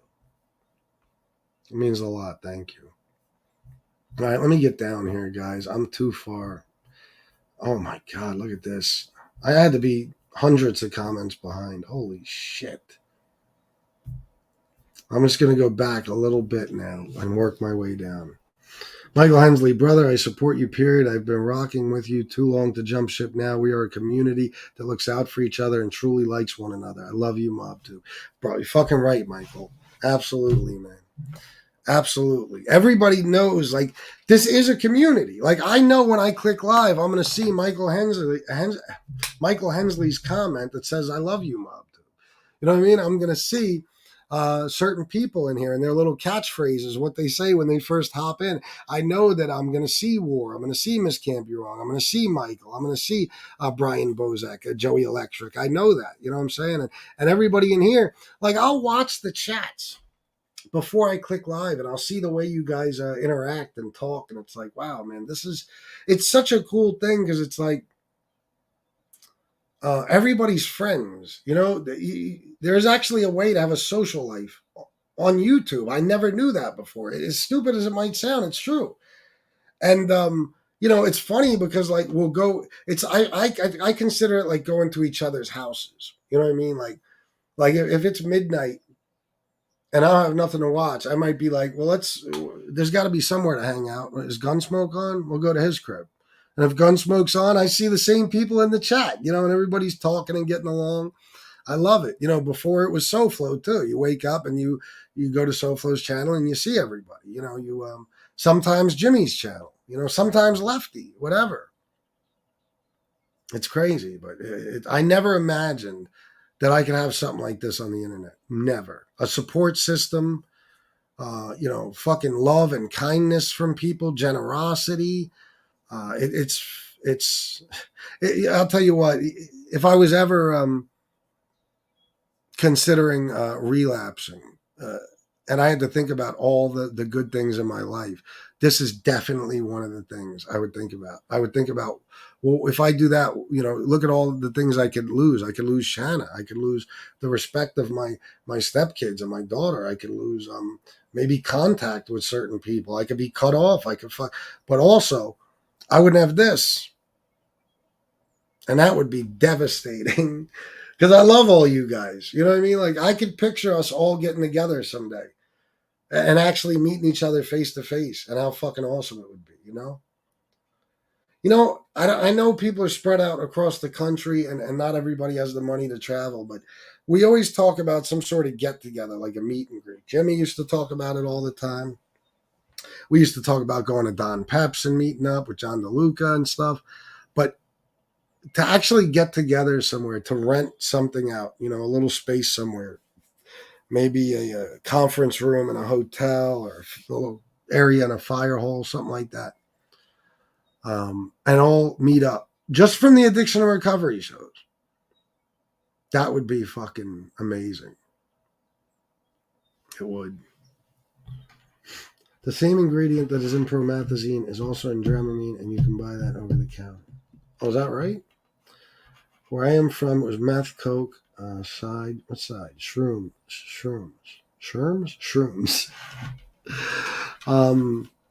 Well, you mean that was the popular drugs? You know, with me, it was nobody really smoked crack or did heroin. You know, it was powder, ecstasy, and you know, of course, weed, acid. When I was younger, you know, in the 90s, acid. I did acid a few times till I had the worst trip imaginable and made a complete and total fool of myself. Scared myself almost to death. And, you know, it was terrible. It was fucking terrible. I don't know if I ever told you guys that story, but if not, maybe I will sometime during the stream. If not, maybe another time. I call bullshit, William. Yeah, he's lying. We have been nothing but kind. You're right, Miss Can't Be Wrong. Even after the guy has talked shit. Yeah, I still won't talk bad about him. And if I did, it would certainly not be based on his alcoholism. Are you kidding me, William? You're a fucking idiot. I am an alcoholic. I'm in recovery, sure, but I was an alcoholic most of my life. So why would I bash you for it? You're just making shit up, bro. I know what William's doing. William's trying to be best friends with everybody. And as I've said many times, a friend to everyone is a friend to no one. You go over there, you want to impress SoFlo by talking bad about me. I'm quite sure there might have been times in the last week or so when you were in here talking shit about him because you're trying to impress me. And then, you go to Lefty's channel. And if you see people talking shit about me, you jump in with them and talk shit about me. I know your deal, William Brooklyn. But I would never trash you based on your fucking addiction, idiot. Listen, bro, it takes everything I have in me. That's why anybody who says this addiction and recovery shit isn't important to me and helping people isn't important to me, you have no idea. The shit I've seen William Brooklyn say in the last few days, I'd like to tear him apart piece by piece. I like to take a screwdriver and just take him apart. You know what I mean?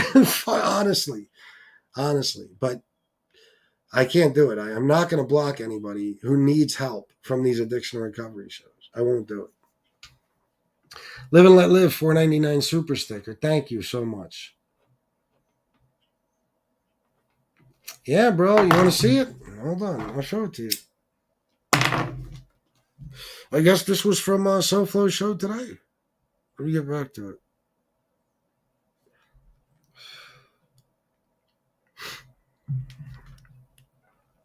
This was emailed to me.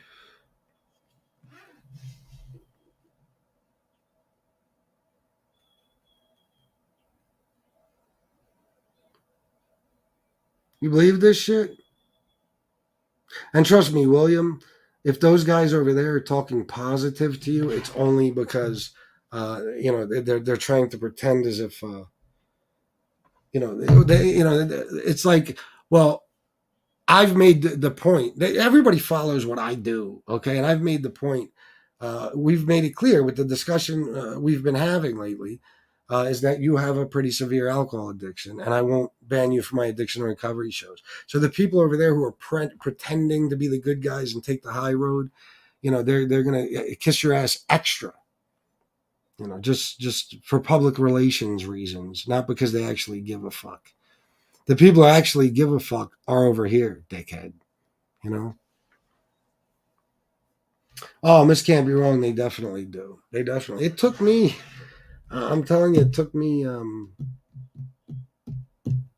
What? 13 years. No. What am I talking about? Oh my God! It took me about. It took me like 15 years. 14 maybe. 14 years, we'll say. Yeah. To get to the point where I had destroyed myself and other people even because of the shit I was going through in my head because of something that had taken place. And it wasn't until I went to rehab and I started to do certain therapies and shit and engage in certain counseling where I talked to them. I'm going to tell you, I sat in a fucking in rehab. Okay. Maybe my second week, once I got to know everybody and I felt like, I felt comfortable enough with them. We sat in a group therapy session and I told my story of what took place and what it caused in my life. And I can honestly tell you, every single person in that room, including me, was in tears at the end. If I told you guys the story, you would think it's the most heartbreaking thing you ever heard. Okay. And I because of what happened, I can't say it destroyed my life as much as I can say I destroyed my life because of it. And it wasn't until I went to rehab and started actually using some of these coping skills and tools they give you, as far as,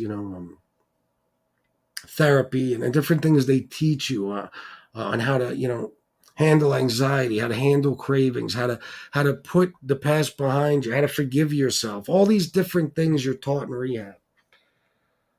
And it was the first time I ever really talked about it too. I think that was one of the things that helped, and that was it. You know, I can't say that it doesn't haunt me until this day. Sometimes I still have nightmares about it. I still think about it, but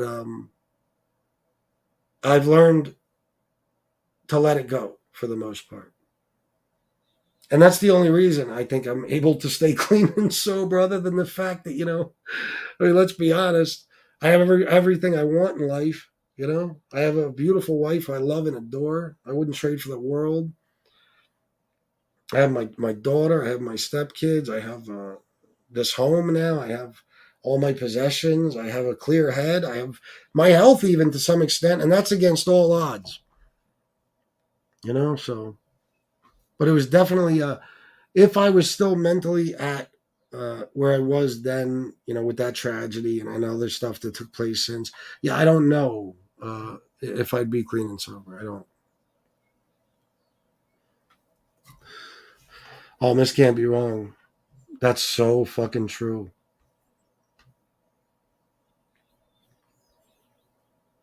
No, thank you for being here for them, Live and Let Live. I love doing these shows. I love it. And you know what? I want to start doing them more often. It's just that sometimes even I run out of things to say. It's not easy, guys. All these people like this dickhead earlier, Dominic, who want to come in here and judge me, try to do what I do. Try to come on here and use just your words to entertain hundreds of people.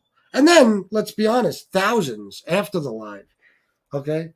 Um, Without sometimes even having a topic. And with addiction and recovery, it's like I said, if I was, say, Don Berlin's wife, Kimberly, I could do a show every goddamn day, and it would be on a specific aspect of addiction or recovery or something like that, addiction and recovery related. It would be something. I don't have that type of knowledge. I'm not a drug and alcohol counselor. I'm just a guy whose addiction story is actually, when it really comes down to it, it's mind-blowing. It's astonishing. My story from beginning to end, and the fact that I'm still here to tell about it, is mind-blowing. It really is. And I found that out when I would speak at these AA meetings after I left Clarity Way.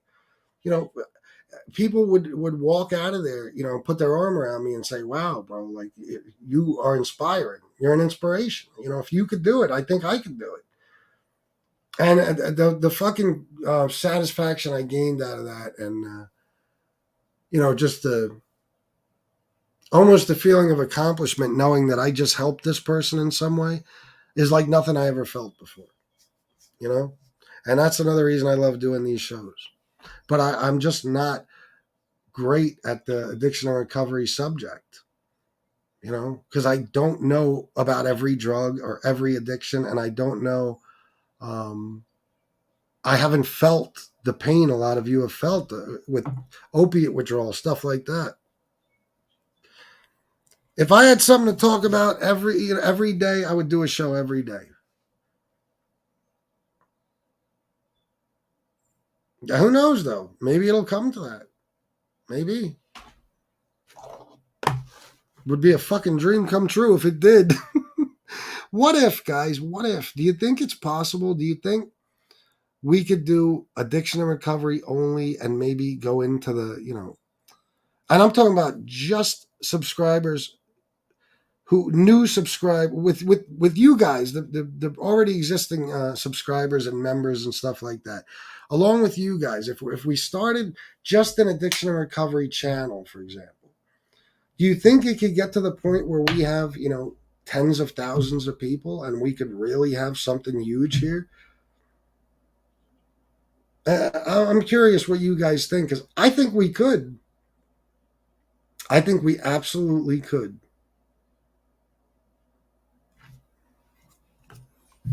Let me see what you guys think. Nah, Minnie, no one ever has. He's a fucking liar. FBS, some stories are too painful to tell. I really get that. Oh my God. Yeah. Yeah. Young Lee Cole, you're a better man than me, dude, because I would be done with him.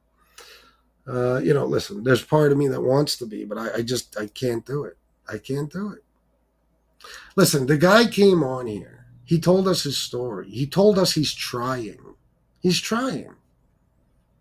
It's not like he's somebody who we've offered help to a million times and they've just, spit in our faces. No, this is somebody who said he's trying, and I'm inclined to believe him. You know? So if he's trying to even cut down on his drinking to the point where maybe he's not drinking anymore, how can I cut him off from this? I just can't do it. It's my dream that I see people actually go into treatment and get clean and stay clean because of these shows.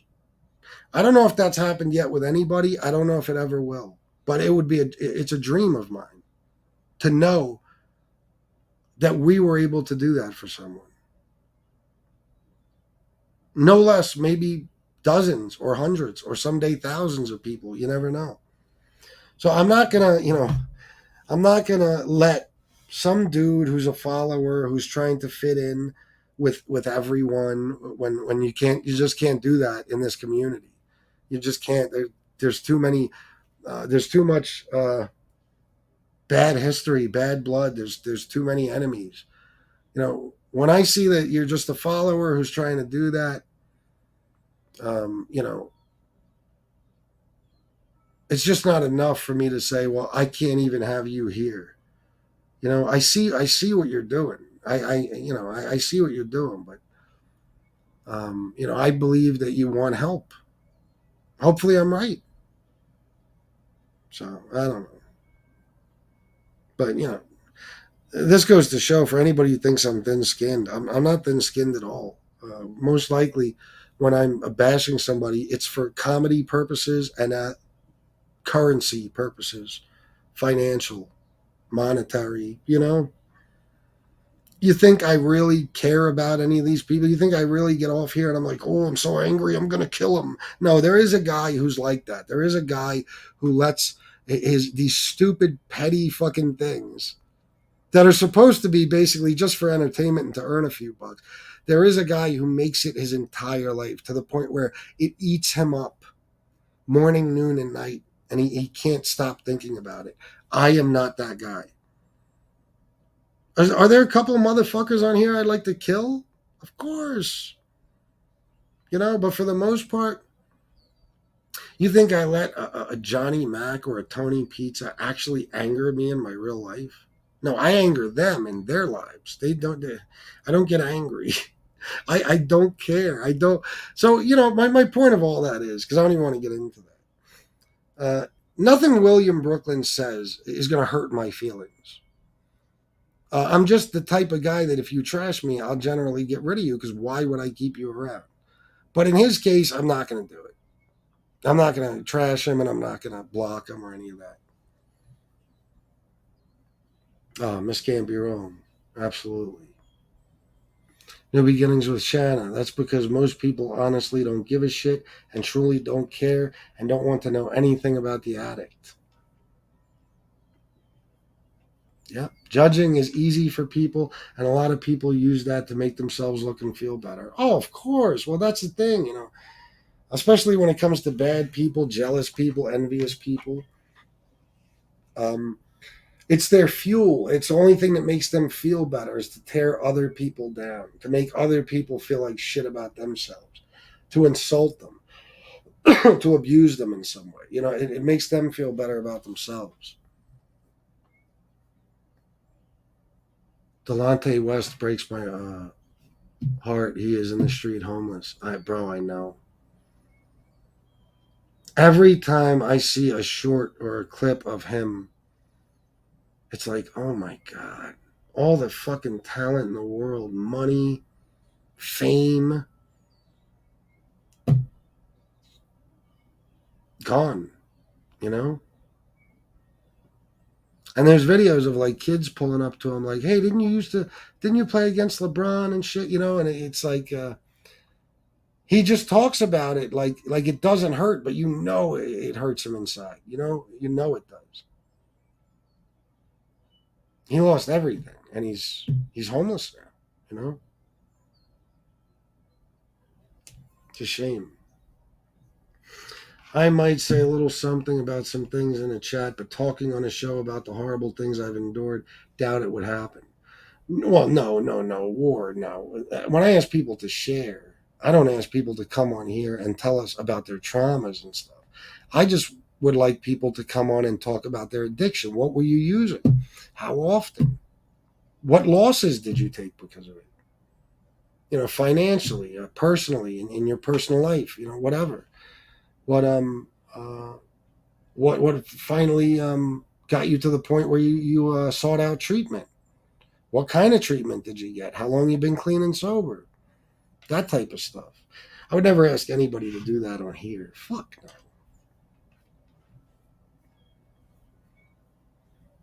Don't be remembered for your addiction. Be remembered for your recovery. Well said, Miss Campion. Well said.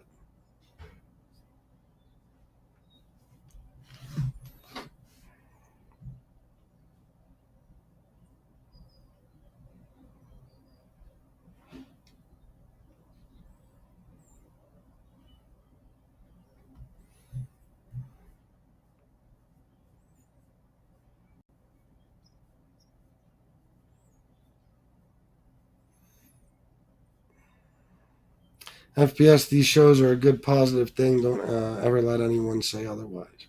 Well, it's not up to me letting them. They're just going to, But that's another, aspect of their jealousy and envy. A lot of people. We saw it just in the last few days. We saw a guy who used to be a friend of mine, who knows how strongly I feel about my recovery and other people's recoveries, and just the subject of addiction and recovery. We saw a guy just um, out of anger, as a way to hurt me, use these addiction recovery shows, and the people who attend them, I guess you could say, view them, listen to them, whatever, and say that I do this to ridicule people. You know why he said that? You know why? Because he does nothing positive. None of them do. We're the only ones that do anything to lift people up. Everyone else spends all their time tearing people down. And if you're a new enemy of mine, or even an old one, and you're trying to make me out to be the bad guy, well, it becomes extra difficult when you know that I do these shows that help people. So what do? You got to devalue the shows. You got to act as if I don't really care about them. I'm just doing it for. See, they already tried to say I do it for money. That doesn't work anymore, because you'll never find me ask for money on one of these shows. That doesn't work anymore. So now it's, he just does it to belittle drug addicts and stuff. And this person felt like they needed to do this because they know that they're on their own channel. It's the most vile, disgusting, low-life, classless shit anyone has ever seen, taking place every single day, nonstop, day after day, except on Sundays. So when they're trying to tear me down, this is a very positive thing I do. It's one of the first things they got to go after. Just like when I first said my mom lives with me, they turned it into I live with my mom. When I say I take care of my mom, they say, no. He gets money from her. He, whatever it may be, disability check, whatever they make up. When I said I was a good father, no. They gotta keep insisting that my daughter hates me, even though there's no reason to think that whatsoever. No reason to think that. But they got to do that because why? Because being a good father is commendable. It would kind of tell you a lot about me as a person, right? Being a good father is the most honorable thing a man can be. So, I showed a custody agreement that says I got 50-50 custody of my daughter. That's how good of a father I was. So then what did they do? They just started making up stories. I heard Tony Pizza say that I was arrested in a crack house with my daughter. I don't even know where that one came from. That's brand new. But that's what they do, because the honest to God truth is, if you look at my life, the way I live my life off of here, you can't possibly say I'm a bad person. So what do? They take each and everything that would, be looked at as a positive that I do in my life, and they try to tear it apart. They try, I was a good father, but you weren't. You might not have even been here for your kids. Maybe you were locked up forever. So what do? You say, I'm a bad father. Or maybe you were addicted to something. Or maybe you were, whatever it may be.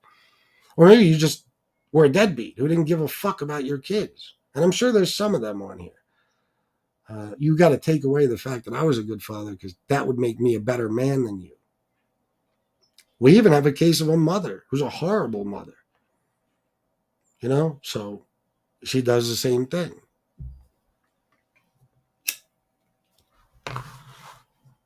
That's all there is to it, guys.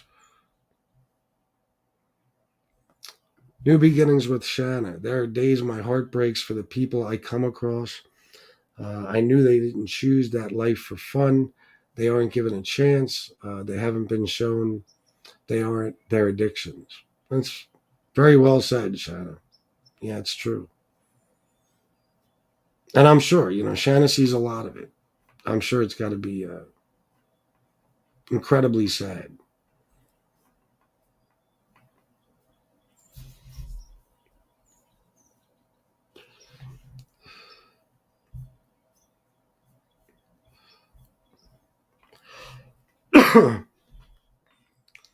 And most of all, that they deserve and can have a good life sober. I am, oh, I'm sorry. I am, and our life is proof. Yeah, that's the thing. Yeah, me and Shanna. That's another thing. How many people that like to talk shit about me and her have a sober marriage or even a sober relationship? She's right. But she's right too. Most people who who are looked down upon and judged for their addiction, they're good people deep down inside, and they deserve a good life. You know, they deserve, and they can have one, like Shanna said. But, it's just it's different for everybody. You got to reach that point where you're looking to seek help. And take it seriously, and try to stay clean and sober.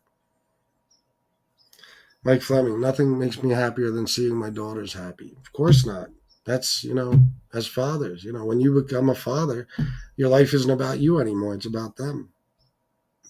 Joey Electric, a lot of celebrities have bipolar disorder. Unfortunately, it's one disease where no treatment is actually available. We see it with Kanye West these days. Oh, what do you mean? What do you mean? There's no disease, no treatment actually available? I don't know what you mean by that, because bipolar, I mean, there's treatment. Oh, let me see what this is now.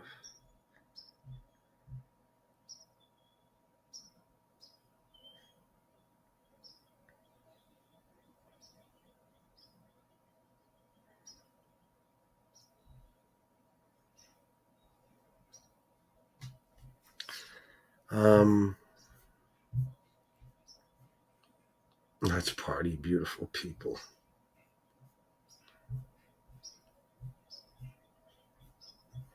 FPS, we hold each other down here, and that's cool to be part of, brother. Thank you, man. No, thank you, bro. Without you guys, joining in and taking part in these shows, I wouldn't be able to do addiction recovery stream. So the thanks goes to you guys.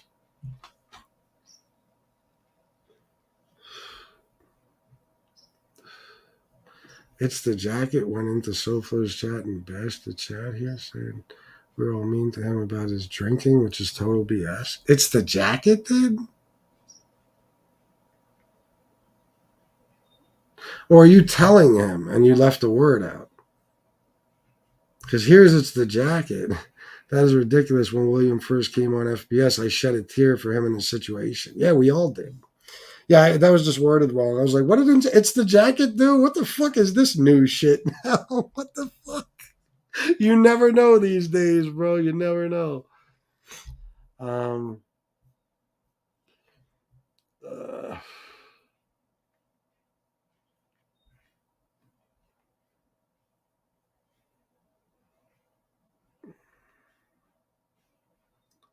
David Galan, tonight I had to get some shots. Shots. So thank you, everyone. Take care. Oh, okay, bro. All right, man. See you soon, hopefully, bro. Don't miss the next one, please. And good luck. Yeah, Albert the Truth Telling Alligator would. New beginnings with Shanna. We were talking about that the other day. All of the wonderful friendships and support everyone has. Something that you created, not just for me and you, but for our familia. That's right. That's right. Yeah, absolutely, man. Absolutely. We'd be lost without you guys. Got to have a mob tube conference. I know, NYC Crime Spot. We got to do it, bro. Because whether you like it or not, you're part of mob tube. You're my boy, bro. You're probably the best content creator on mob tube. But you started with me, man. I think the same exact time. So yeah, we should, bro. We should.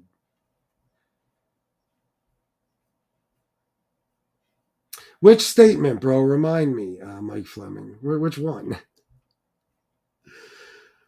There's hundreds of people in here that have been nothing but nice and supportive to him. I know. But listen, let him do what he wants. I'm certainly not going to force William Brooklyn to be here, but I'm not going to tell him he can't be either. It's totally up to him.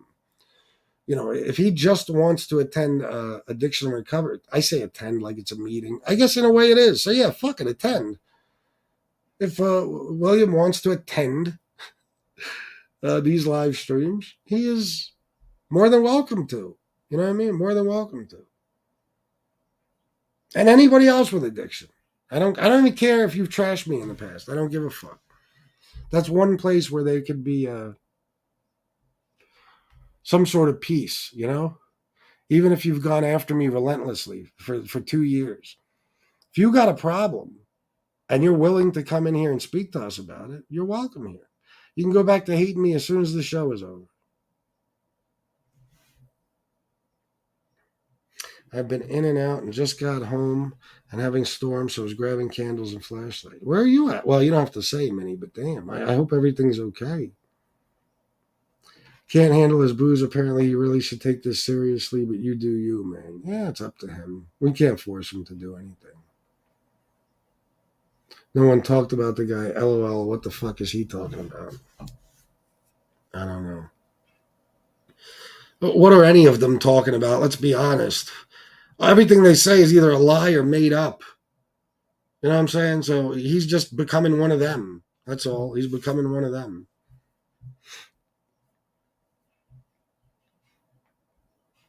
FBS, you have a good heart. Carlos Menes told William Brooklyn, stop playing victim. You went in other people's chat talking shit. Thank you, Carlito.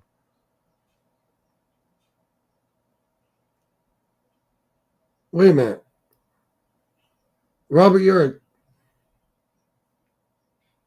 Now I'm confused. Was Carlos telling him to stop playing victim in SoFlo's chat because he talked shit in here?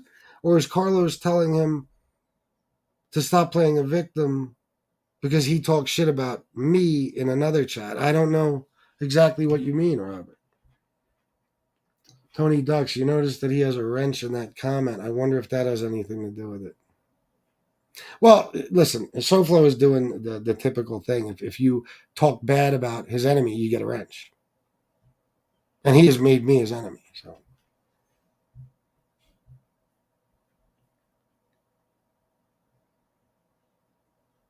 William, I'm just going to say it. We want you to be here, but when you talk trash about FBS and the rest of us, it's not a good look. No, it's not a good look, but I mean, I guess you have the right to do it, This is like today. I didn't see what went on. I'll just address this briefly, but somebody, I guess, was doing a show about the First Amendment and free speech. I'm assuming that was directed towards me, saying that if you are in there in that chat, you're not welcome back here. Let me just real quick Explain what led up to that, like as if you don't already know. So I decided to end a friendship with a guy. He then went on an endless campaign that is still going on to trash me and threaten my family. He openly threatened. What do you think? Oh, your daughter is your Achilles heel. Is that's a veiled threat? You know. I let it go and let it go, and I said, "Listen, everybody, you could go anywhere you want. I'm not going to be mad at you if you're in his chat." After the third or fourth time threatening my family live on YouTube, I said, "Okay, this is my way of thinking. If you're willing to sit there and listen to a man threaten another man's family who did nothing to him, you're a bad guy. So I don't want you back here. If I was sitting here doing that to his family, and you have any type of morals, you should fucking leave. You should leave." But you won't see that here. So yes, I don't regret my decision. I don't. I don't want the bad guys here. And that's what I was doing that night when I said, if you go there, you're not welcome back here. I was weeding out the bad guys. That's it. Now we know who they are, and we know who the good guys are. That's it. No. I don't want people in my chat who are supporting a man, who are currently supporting a man who is actively threatening my family on a daily basis. I don't want you here. It has nothing to do with freedom of speech. I am not the U.S. government. Freedom of speech, that's the U.S. government. That's what that pertains to. Okay, the government can't persecute you for speaking your mind, even if it's about the government. People misunderstand freedom of speech. You don't have freedom of speech on a social media platform. The social media platform tells you what you can and can't say. And I am a human being who has rights of my own. Sure, you can say whatever you want. Whatever you want. That's your freedom of speech. But I get to say what I'm willing to put up with. I have just as many rights as you fucking do. You don't get to trash me in one chat and then come over here and play my buddy. And if you're in a chat of a man who's threatening my family, okay, then you're not my friend. You're not my buddy. You're not my supporter. You're not.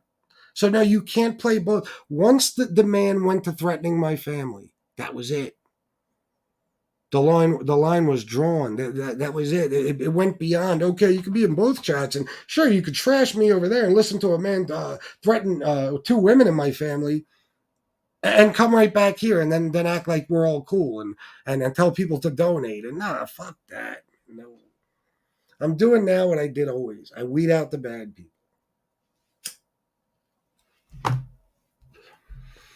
Tony Ducks, I believe it does from days before. Tony Ducks, I believe it does from days before that him talking smack on us over here. That night he was accidentally blocked. He went on Deadly's chat that night, was saying he was blocked over here. FBS, you showed us a thing that you put out on your community board, and it said that he is, yeah, well, whatever. It's ridiculous. It's not even worth talking about. Meanwhile, this dude makes a veiled threat towards my daughter. Your daughter's your Achilles heel. Forget about that. No, nothing to see here. Let's talk about this other thing.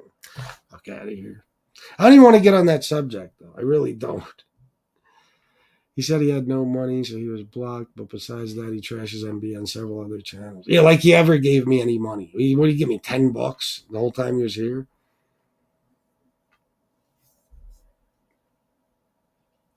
Thank you, Miss Can't Be Wrong. I hope so.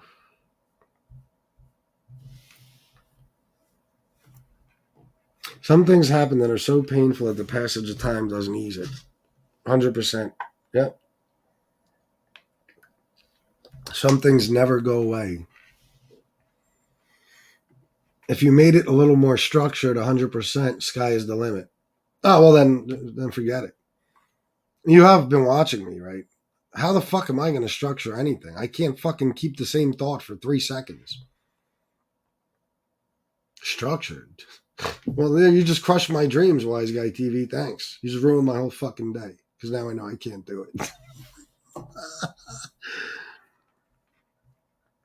Maybe try to promote it in the algorithm like Lee Hole says. Well, no. It wouldn't even, the algorithm would do its thing on its own. Like, I'm talking about if I took that other channel, which I think I already have like 5 subs on. I only put one video on. Well, I put my interviews, but I mean live stream. If I were to get rid of that live stream, keep the interviews, of course. Because I guarantee I probably already have enough watch hours on that channel. I could get to 1,000 and get it monetized. And then, you make a little off of that. I wouldn't have to ask, you know what I'm saying? Like, or not even monetize it, whatever. I'm just saying if we turn that channel into addiction and recovery only, you even change the name of it. I think it could go far. I do. FPS, you're a good-hearted and kind person. That's why I'm here, both you and Shannon. Thank you, Miss Can't Be Wrong, and you are as well. I don't know what the fuck I'd do without you, honestly. I don't know. As a matter of fact, I'm going to send you some money right now, Miss Can't Be Wrong. I try to remember to do this from time to time.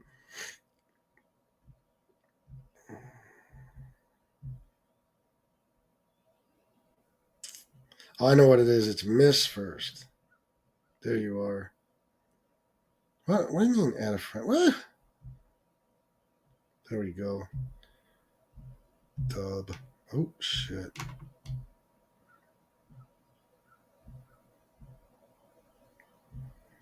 Little message. Thanks for everything you do. Pay. All right. There you go. There you go, Miss Can't Be Wrong. I got to do that more often with you. I really do. Was Lee on pills? Well, I'm not going to bash anybody on this show. If I say one little thing, it's like, oh, you're bashing other addicts. I don't know. According to him, he used to be.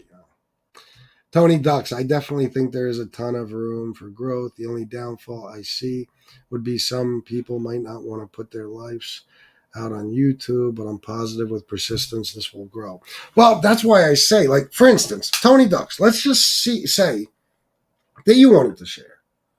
We don't know what anybody sounds like. We don't know your voices. I mean, who do we know in the chat? We don't know your voices. There's 1 or 2 people. We don't even know what you look like.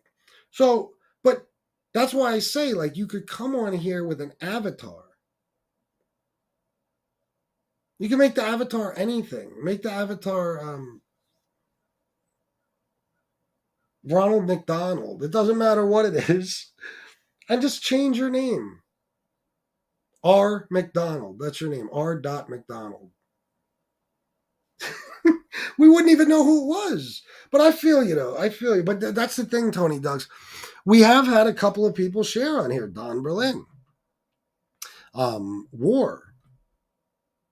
I know we've had a couple of others, but you know my memory. I think the bigger the audience, the more people would share. So no, we might not have somebody every day, but we'll have maybe once or twice a week somebody can share, I mean, think about it. We have 100 live viewers. That's about our average. As a matter of fact, our average is probably a little lower, maybe 85, 90 for an addiction recovery show. What if we got it to the point where we have 300 live viewers like my other shows? Because we build it, And we could do that. I'm telling you, we could do that. There's no doubt about it. If we did that, there's going to be some people who are willing to share. There's going to be more stuff to talk about. There's other people who will even just tell their stories in the chat. I think so. Thank you, OC. I'm glad to hear that, man. That makes me happy. That's all I like to hear. You know what I mean? If you guys ever want to make me feel better when I'm down, tell me my addiction and recovery shows have helped you in some way. I'm not kidding. It really does wonders for my mental state. Jersey Girl 732-499. Good show, FBS and chat. Everyone sharing stories. Have to take mom out to dinner. Sorry, I have to go. We'll see you all later. All right, Jersey Girl. Have a good night. Tell your mom we said hi. She'll be like, who? You already have a head start, FBS. The show would do great. I agree. I might work on that, I might work on that. This is the first addiction and recovery show on YouTube, I think. Most I see are documentaries. You might be right. I have seen a couple where they talk addiction and recovery, but it's not the same type. Like, let's be honest, guys. The shows I've seen are like you're going to an AA meeting, kind of. You know what I mean? Or a drug and alcohol counselor. Like I've seen a couple people have sent me. Well, they'll come on and they'll talk a specific aspect of addiction. They don't interact with the audience. They don't. It's not the same thing. I think we got a little something different here. Got some humor, some bad language, you know? And I know that sounds stupid, but a lot of us, that's where we come from. You know what I mean? That's how we fucking talk. That's how what we relate to. Especially a lot of people have struggled with addiction. You don't want to sit there and listen to a robot talking all professional about, medical things that you don't even understand, shit like that.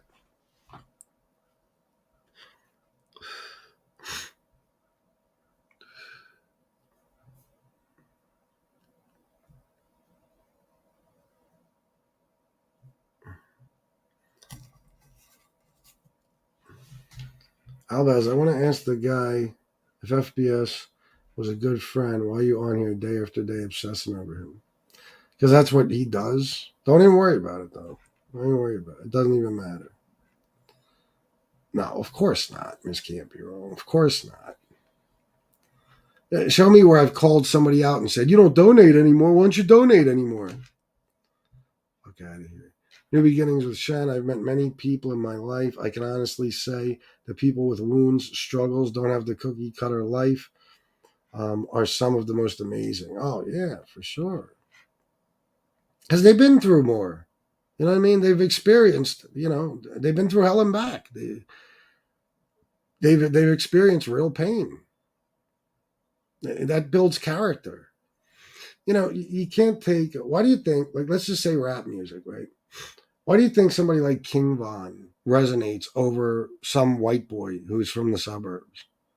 Because that white boy's life in the suburbs was probably easy and hassle free, and then you got a guy like King Von who was engaged in a war his whole life. You know what I mean? It's a different thing, and there's other people I could use. Any of these guys. And it's the same with addiction. Like these people who don't like us or want to insult us say that we're weak because we had an addiction. They never mention how strong we had to beat that addiction. Especially if there's somebody who never had that challenge. Like, how do you know that you could be clean and sober right now if you had the same addictions I had? How do you know? But they automatically assume that they're stronger than us because they never had the addiction. And who knows? Maybe they are. I don't know, but I don't think so. I don't think so. FBS, you've been doing these shows a long time. I could see you truly value being sober. I think meeting Shanna, falling in love, has been the biggest help to your sobriety. Oh my God, yeah, without a doubt. Without Shanna, you kidding me? I don't even want to think about it. Without Shanna, I don't know. It wouldn't be good. I'll tell you that much. That's my soulmate. I truly believe that. Joe Bag of Donuts. That's why I don't want to give you any info about my old problems. I know there is an obsessive weirdo taking screenshots. There's several. Yeah, you got to be careful. I understand that, Joe. It's a shame that people are like that, but there is. Joe, by the way, I wanted to make sure you got unblocked last night. I didn't know. Listen, I'll tell you what I'm going to do, man. I'm going to give wrenches to people who've been loyal to me, even through this latest horse shit. But some of you, like last night, I went through some live chats. I can't find a lot of you. So over time, I'm going to be giving a lot more people wrenches. That might sound crazy, but it's not. See, we all have rogue wrenches from time to time. It's not just about, I need 150 moderators. Of course I don't. But it's a way of showing you that I trust you. If I give you a wrench, I trust you. I know you're not going to be blocking people all willy-nilly. And then, it just shows that I don't believe you're going to turn on me. and it also protects the people who are most loyal and who are always here for me. This way you can't be blocked. And we don't have to go through a whole bunch of shit to get you unblocked, So I'm going to start giving out a lot of wrenches. But Joe Bag of Donuts, where the fuck are you?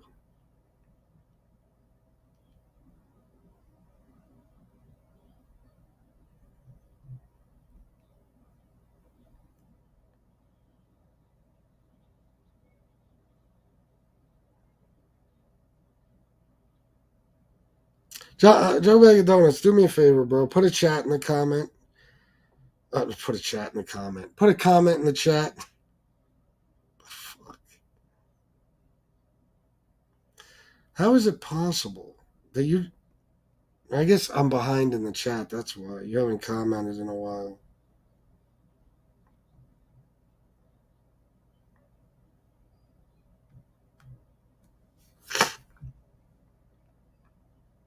Comment, Joe!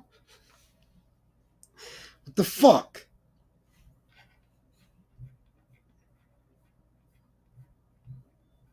FBS, if you ever piss me off, I'm going to spread horrible rumors that you're a nice guy. Don't worry, a lot of people will never believe it. He said you wanted money from who? From William?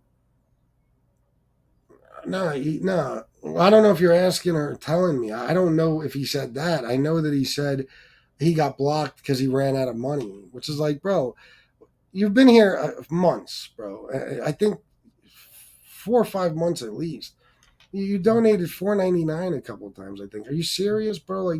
I am grateful for every penny everybody donates, but you think I've never blocked anyone because they stopped donating. You think you'd be the first person? I have people on here who have, well, not anymore, okay, but there was people over time. There's, they pop up, they donate like a motherfucker for a few months, they disappear. I've had people who have given me $200 to $300 a day for 2 or 3 months. I'm not kidding you. You guys have seen it. And then they just stopped donating and disappeared. Those people still have wrenches, even though they don't come around anymore. They still have wrenches. Not only will I not block them because they stopped donating, they still have wrenches. If they had them before, I didn't even take their fucking wrench away. So if I can, let's just say Dwayne Polizzi, right? This guy was dropping for months on me. I don't know. He had to be giving me $2,000 a month. I'm not exaggerating. Through super chats and cash.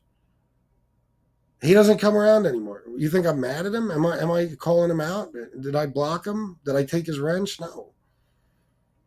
So you think I can handle that so well, but your $10 you've given me in the last 4 months, oh, no, I just can't do without that, so I'm going to fucking bash you? I don't want to sound cocky or like a dick, but I think there's a serious problem with people realizing just how much money I make. I love everybody who donates. I appreciate every dollar. But if you think $10 a month is going to fucking either make me or break me, I don't know what to tell you.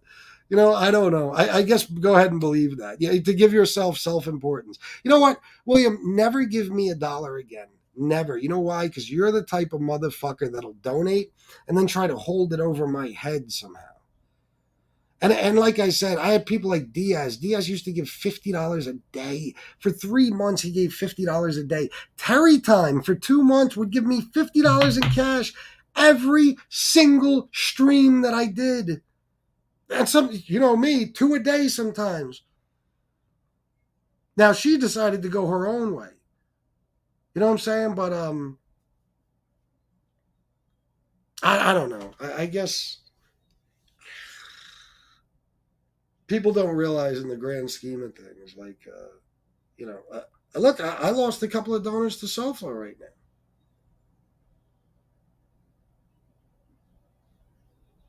But I'll be all right. I've seen the last week has been fucking fantastic. The last week and a half. It was the best fucking week and a half out of this entire month.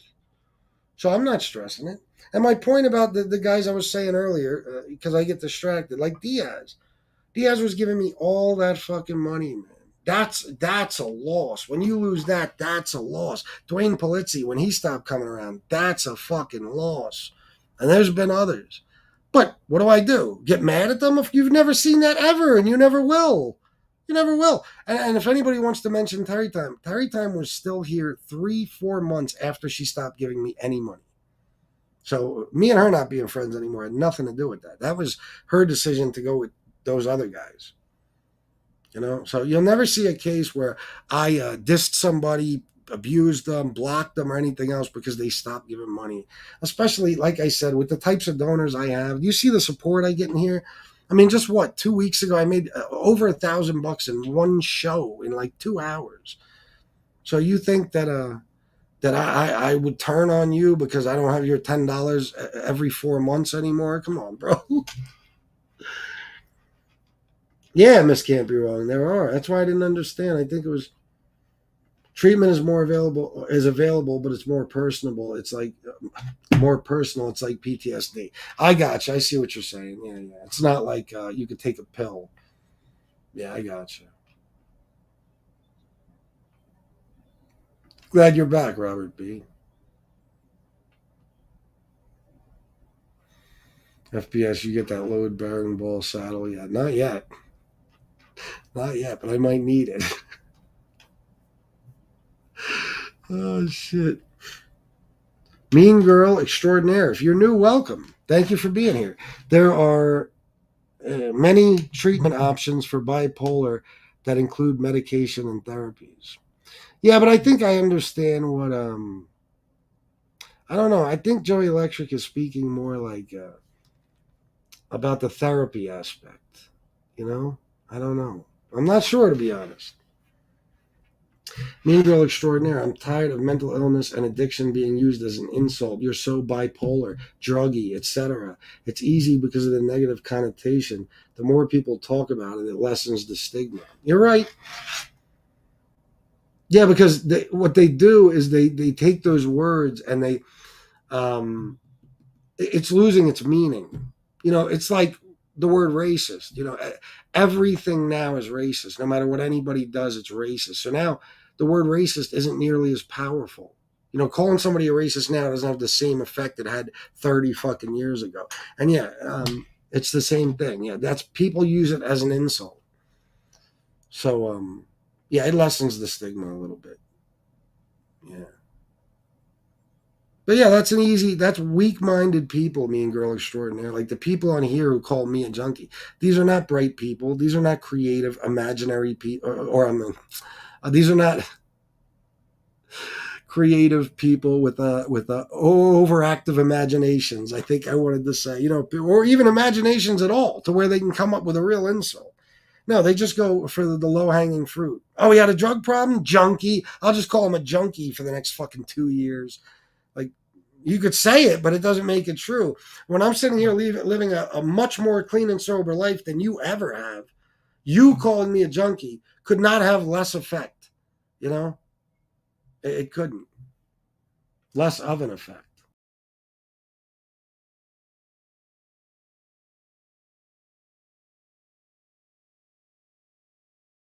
Oh my God, a white hat hacker stole my signal. Sorry. See, sometimes I talk so much that I forget how to talk, guys.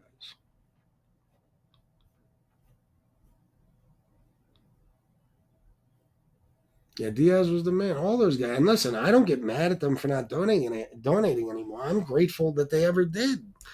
You know what I mean? You know how much fucking money some of these guys gave me over time?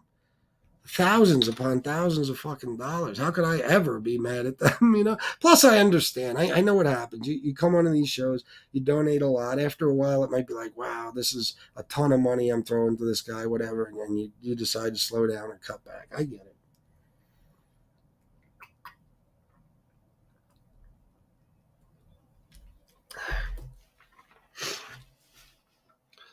Tony Ducks.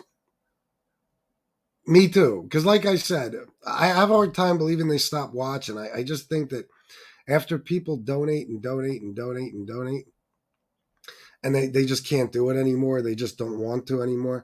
I have a hard time believing that they stop watching. I think that they feel that Oh, they're expected. If they're seen in here, they're expected to donate. So, they either just don't enter the chat or they do it under a different name. Yeah. But I tell everybody, listen, I don't care if you donated 10 grand a month to me and then stop. You're always welcome here. Always. Matter of fact, not only am I not going to be mad at you for not donating anymore, I'm unbelievably grateful to you for ever having donated as much as you did. FBI, I used to smoke way too much weed, but haven't touched it or tobacco for 3 years now after a medical condition, so maybe I'm a recovered addict. You are. You absolutely are, bro. Congratulations to you. Yeah, man. A lot of people, even after a medical condition, they say fuck it and keep smoking. So yeah, bro. Props to you, man. And quitting smoking is the hardest thing ever. So.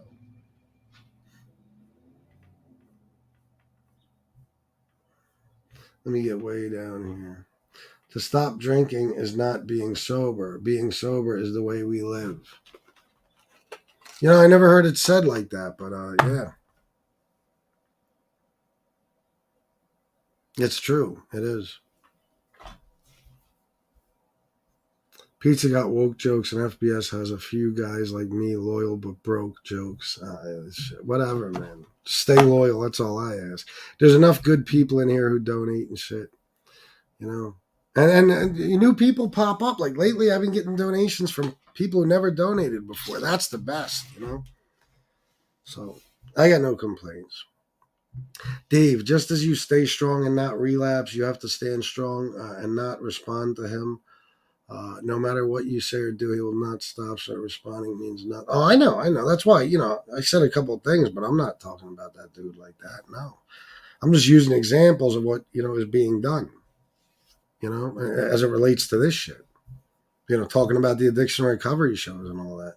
It's a low blow to take, But it's what a coward does. It is. Bruno, you guys want to hear about some serious backstabbing? I just picked up a trailer from a dealer. One of the managers told me the GM got fired for ordering generators and stealing them. What the fuck? Are you serious? Holy shit. There are some people who can't be trusted with anything.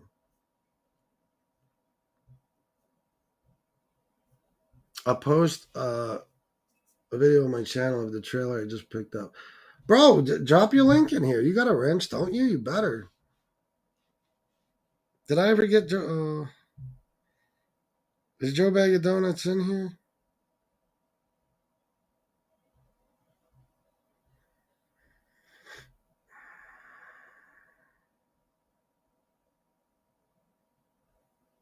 Well, Joe Bag of Donuts, I'm trying to give you a wrench, but can't find you. And I went through fucking 15 different chats last night on my old streams, and I couldn't find you on there either. That's why I emailed you and said, are you unblocked now? Because I couldn't fucking find you. Joey Electric, you're right. It's a constant battle, but sobriety makes it a whole lot easier. Yes, sir. Hey, Bruno, there's your link, bro. Everybody go check out Bruno's new trailer. Check it out. Fuck it. Give him some views. Wow, that's crazy, Bruno. And if you can't stay loyal and need to flip-flop, don't talk shit. It's that easy. Yeah, exactly. Yeah. Very simple concept, I don't know many men,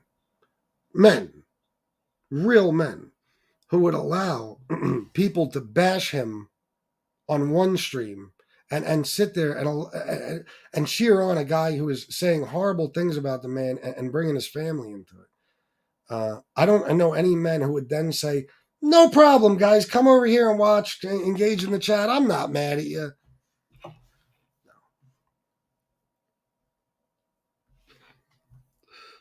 FBI, the gym should help her. I personally think it's caused by setbacks in life, losing a job or a family member. Well, I'm not sure exactly what that. I'm not sure. Thank you, Jesse Roth. We love you too. All right, guys, listen, I'm going on 3 hours, man.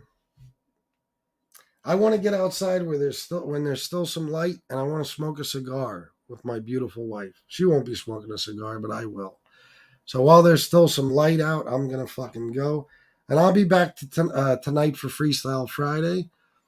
I believe I'm going to do it members only. Because I got a lot of fucking members now, you know? And I want to make sure everybody gets something for their money, you know? So I'm going to start doing that more and more. No, I didn't. I fucked it up. Probably like an hour in war. But thanks anyway.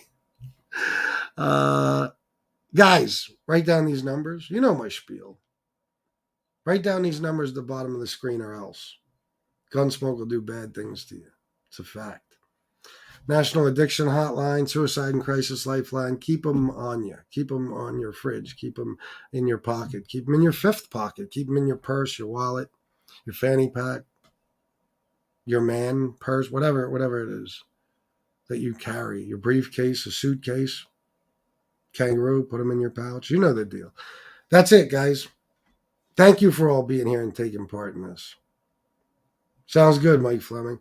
Thank you for all being here and taking part in this. Thank you for always supporting me and having my back.